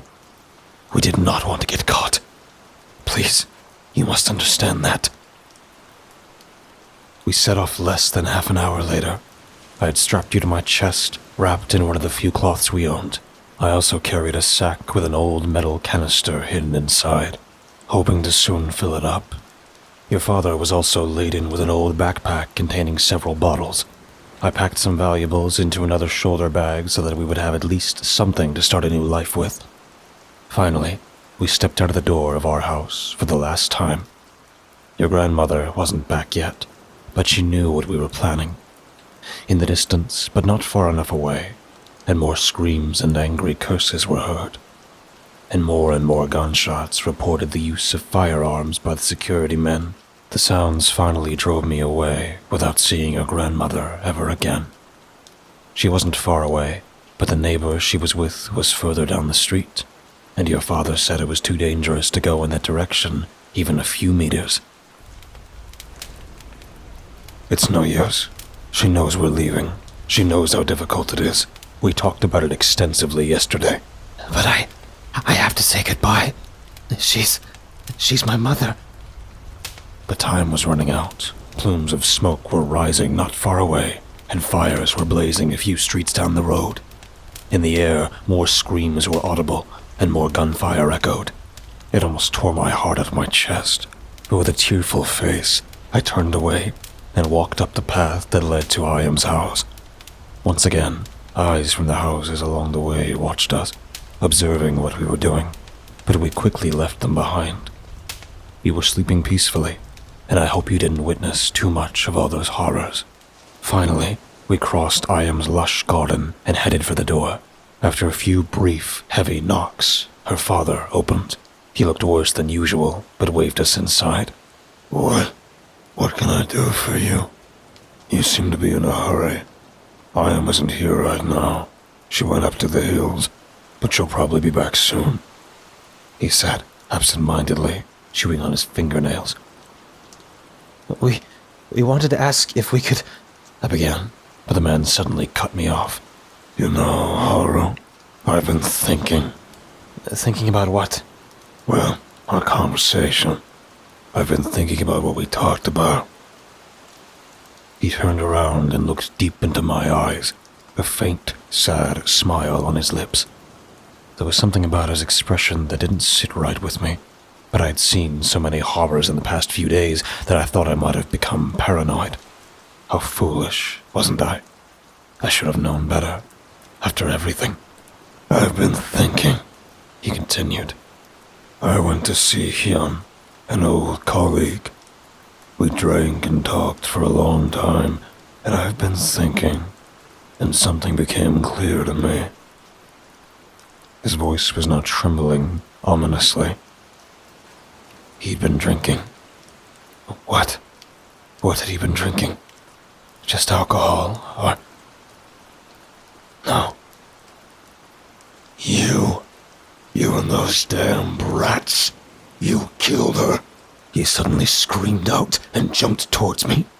Aimed at you. Why hadn't I strapped you to my back? Something flashed in his hand. Your father reacted reflexively and threw himself on the old man to protect us. You have taken her from me. I hate you. I hate nothing in the world more than you. You must die, perish. You have to pay. Iam's father screamed as Yoon tried to somehow wrestle him down. But I also noticed that your father was hesitating. He was big, and working on the high min had made him muscular and strong, but he had never seriously hurt anyone, and the old man was now lashing out like a madman, hitting Yoon, seemingly only hungering for one thing: revenge. First on me, then on everything else he could find. Saliva flew around, blood splattered, and finally, your father hit the old man so hard in the face with his elbow that he went down and didn't move again. When Yoon turns to me, he pressed his hands to his chest, and I saw the table knife that had been rammed deep into his ribs. The next moments are blurry. I'm sorry. I only remember that I knelt beside your father, you weeping on my chest. I stroked him as he leaned against the wall, uttering only groans, contorting in pain. I didn't understand what he was saying, but I'm sure it was about both of us. I'm sure your father was telling us how much he loved us, that we should stick to the plan, that we needed to flee and escape, to find a better life, that you were the best thing that had ever happened to him. Junho, I'm sure he thought exactly that. Your father loved you more than anything, and gave his life so we could survive. I saw it in his fading eyes. I'm glad he didn't go mad. He died as a human, and he died with us. I held his lifeless body, weeping bitterly, hearing only your cries. But we had to go on. I had to stick to the plan, just as he would have wanted, so that you could escape from this town, so that you would have a life that wasn't as hopeless as those of the others living in that deadly, bleak country. I gathered myself, sweaty and again covered in blood. The cloth in which I had wrapped around you was now stained red and damp. I staggered into the next room with you, searching for a replacement. I found some of Iam's clothes and changed both of us. I found a backpack among her things and loaded some of the bottles from your father's bloody bag into it. Then, finally, I went to the old faucets at the sink. Would anything come out at all? Were the pipes still functional? Or had the spiteful neighbors who had drunk the hateful water already destroyed all the pipelines because they begrudged them to Ayam and her father.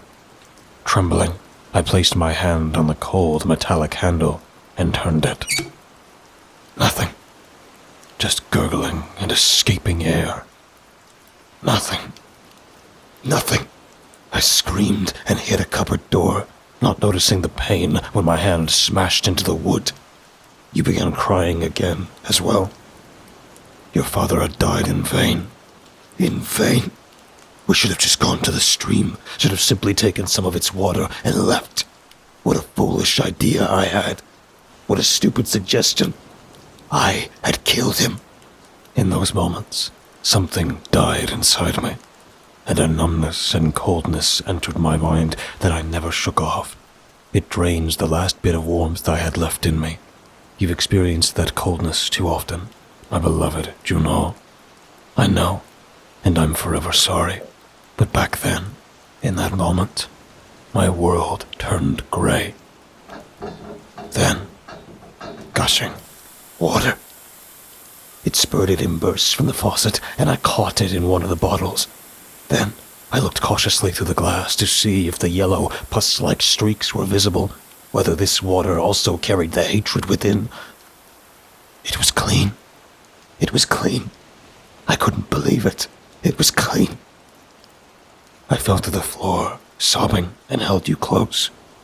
Finally, there was a glimmer of hope. The stream of water now bubbled continuously, and crystal clear, cold water poured into the metal sink with a hiss. I filled 4 bottles and the canister. Relieved beyond words, carrying all that water and you were exhausting, but I did not care. I swore to myself that I would get you out of there, Juno, no matter the cost. I would take you across the sea to another country, a country where hatred was far away and had not inundated everything. A country where... Suddenly, I froze. Icy chills ran down my spine, and you started trembling in my arms like never before. My knees went weak, and I sensed something nearby, something that brought more danger than anything I had ever seen or experienced. When I think back nowadays, I still feel sick and afraid. After all the things that had happened, after the brutalities, the cruelties, the envy, the hatred, the spite, after the crowd that had been on the verge of tearing me to pieces, after the fires in Deji's and Ayam's father's eyes, seeking to extinguish me and their dead bodies, there was something worse, something that instilled pure, cold panic and terror in me. What could it be? What could possibly? And then I saw it. The water, which was still running and had slowly filled up the sink because the drain was plugged, began to change. It wasn't the yellow-brown substance mixed in there, no voices whispering hateful things. It was an oily blackness that seemed to slowly bleed into it. It mixed with the water, and soon everything in the sink was engulfed in an indescribable darkness. Peculiar patterns of thin waves curled on the water's surface, though they were alien patterns I had never seen before, and never have seen since. The sight of this dark liquid nearly drove me mad. It flowed from the faucet, but with peculiar movements, slower, slightly thicker than normal water would have done. A part of me felt like I was looking into an eternal depth, almost as if the water's surface was just an entrance to a place made of panic and fear itself. It partly feels as if there were things inside, things approaching, but partly it also felt like gazing into an infinite black void. As the basin began to overflow, I ran out of the room. I rushed out of the back door and up the hill, just up the hill, away from the black water. I left your father's corpse in that house, and I hate myself for that too. What if those waters had taken him and denied him peace in the end? But I also had to make sure that you got out, Juno. That was the right thing to do, was it not? What he would have wanted. The path up the mountain's hill behind Ayam's house was overgrown with thick bushes and dense trees, and I struggled on until I reached the road leading to the viewing platform. We had to get there, and then farther away, just away. I had already covered half the distance when a group of panicked people came running towards me. They were coming from the direction of the side path that led to the stream, which had saved us from the tainted groundwater in the last few days. Run! Run! A woman shouted. The mountain is bleeding. The blood of the mountain will devour us. It's so bottomless, infinitely deep. They were gesturing wildly, nameless terror on their faces. Some, very few, ran up the mountain, probably to seek safety there, but most ran downhill toward the town. Perhaps they wanted to warn their families. I followed those who kept running uphill. There was nothing to hear, but slowly I noticed that the strange, musty smell that had plagued me in the past few days down in Gaipun was dissipating as I got further and further up the mountain. My sides were throbbing and my lungs burned, and you still hadn't settled down. Therefore, the last few meters of our viewing platform, that old gravelly plateau, almost escaped my notice. But eventually, I sat with you on one of the old stone seats that Hyun had made for us so many years ago, to impress me. The memories were piercing. Everything in me hurt. I had lost your father, my friends. Only us two remained. 2 other women and a little boy stood with me, trembling. The boy cried, wanting to be with his father. The woman, who appeared to be his mother, clung to her torn dress, holding him close. The other woman had leaned against one of the stone seats, burying her head in her hands. Then, we looked down at the city and the sea. Plumes of smoke billowed everywhere, and flames flickered from houses and gardens. In many places, tiny groups of people could be seen, seemingly pulsating. I suspected they were busy killing each other.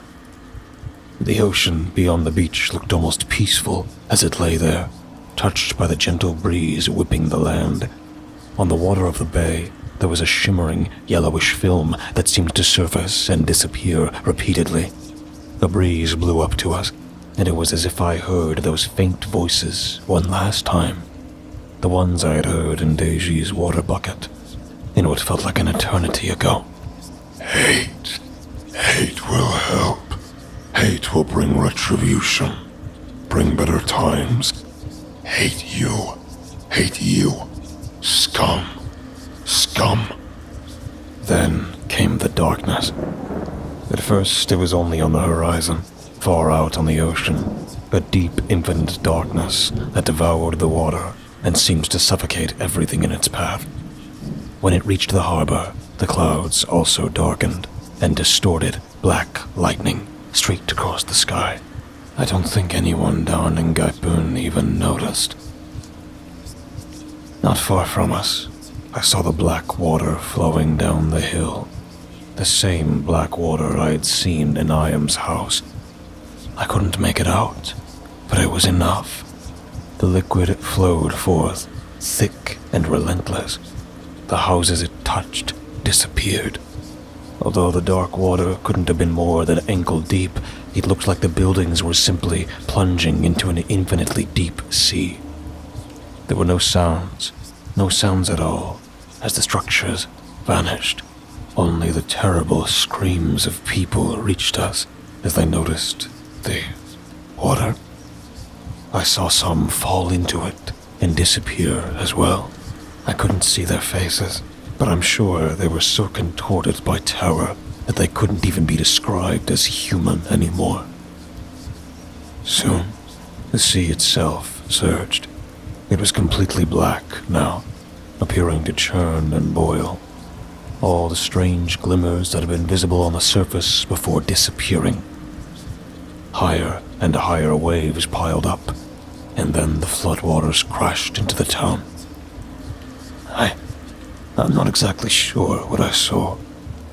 The sea seemed to gain consciousness, to become a foreign presence that tore into Gaipun and pulled it into its infinite maws of horror.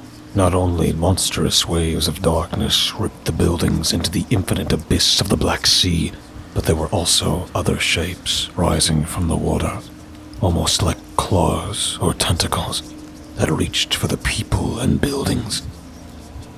Sheds and streets and temples and official buildings all falling down, just down into a void. It was as if the sea itself was reaching for Gaipun. Soon, only the black water in the bay remained, which had partially shot up the mountain, but was now slowly receding. Where it had been, the landscape had changed and was partly unrecognizable. The sights of the bay now resembled a different, foreign color. I felt terror when gazing into the abyss, and the feeling was 1,000 times worse than the sight of that trickle that had come out of the faucet. A hole was in the world. A hole was where Gaipun once had been. Let's go. It's over. I have a boat. It has room for all of us. My voice sounded foreign as I spoke. Everyone flinched and turned to me. The boy was still crying, but his mother nodded. The other woman looked at me with tear-streaked eyes. She appeared disturbed, but determined as well. We stood up and headed south. I looked back at Gaipun one last time. It was now completely consumed by the dark abyss. Holding you close, I turned my gaze away. Our small group didn't take long to reach the hidden cove. We fought our way through the wilderness and along steep cliffs, the water I had saved helping us to endure. I believe that without the bottles and the canister, we wouldn't have made it and would have perished somewhere along the way, or wasted too much time searching for clean water. Eventually, finally, the next evening, we found the old boat and the grumpy Humin, just as had been agreed. He seemed to have heard nothing of the horrors beyond the mountains. So, in the end, we found ourselves crowded aboard the small ship and set sail, eventually reaching Japan. The rest of the escape was also tough and draining, costing us more than a month. But in the end, we made it. We were all numb from our losses, but we endured. Ultimately, we scattered in all directions, and I never heard from the others again. Us two, we traveled to South Korea. We were Korean, after all. In that land I had feared and hated for all my life. We were eventually welcomed more warmly than I had ever thought possible. I was initially afraid, but I had been told the truth in Japan. The terrible truth that I had long doubted. That we had been the poor ones. That life in the North was in fact one of the worst ones there was. That everything had been a lie of the government, of the officials, just to improve their own lives. And that South Korea didn't harbor scum, but people with mostly good, kind hearts. In the end, we found a small place to stay. How deeply, deeply ashamed I am today of the thoughts I once had about the people of South Korea. But at least now, I know better.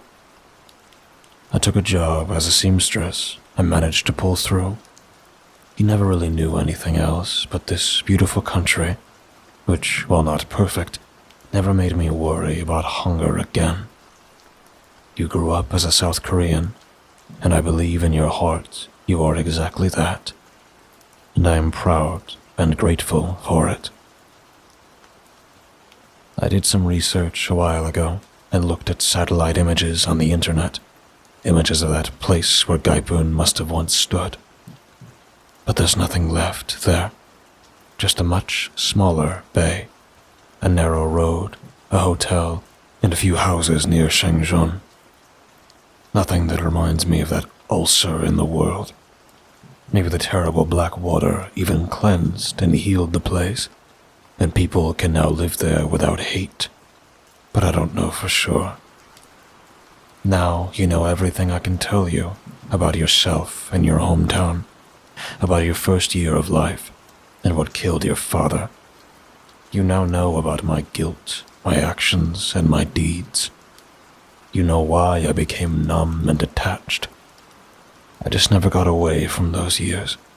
I know that I have unleashed that coldness on you too often, even though I didn't want to. Though I made sure you could go to school, and in the end, to university. You were always a smart girl, but my warmth died with your father in that hut, and I couldn't show you much love, even though I gave it to you in my own way. I need you to know that you have always been the most important thing to me. I wasn't strong enough and too broken from my past to be a good mother. I failed you too many times, and would do everything to turn back time and be a better, more loving parent to you. But maybe my toughness also protected you from the dangers out there. I hope so, at least. I hope I haven't completely failed you in the end. Hope that the world wouldn't overwhelm you, ever.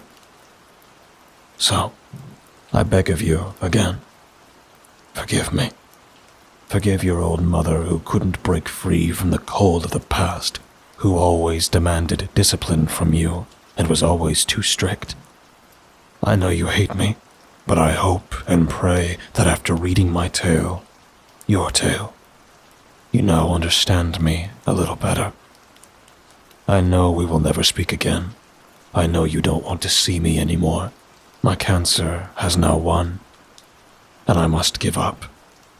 I must also give up on trying to tell you one last time, face to face, that I'm sorry, and that I love you more than anything, my dearest Junho. I hope to see your father again soon, but I'm afraid to face him. I have done too much wrong. But this letter, I hope it reaches you, and you read it with care, and I hope you forgive me. Please. I will always love you. Your mother. Forever. Haru.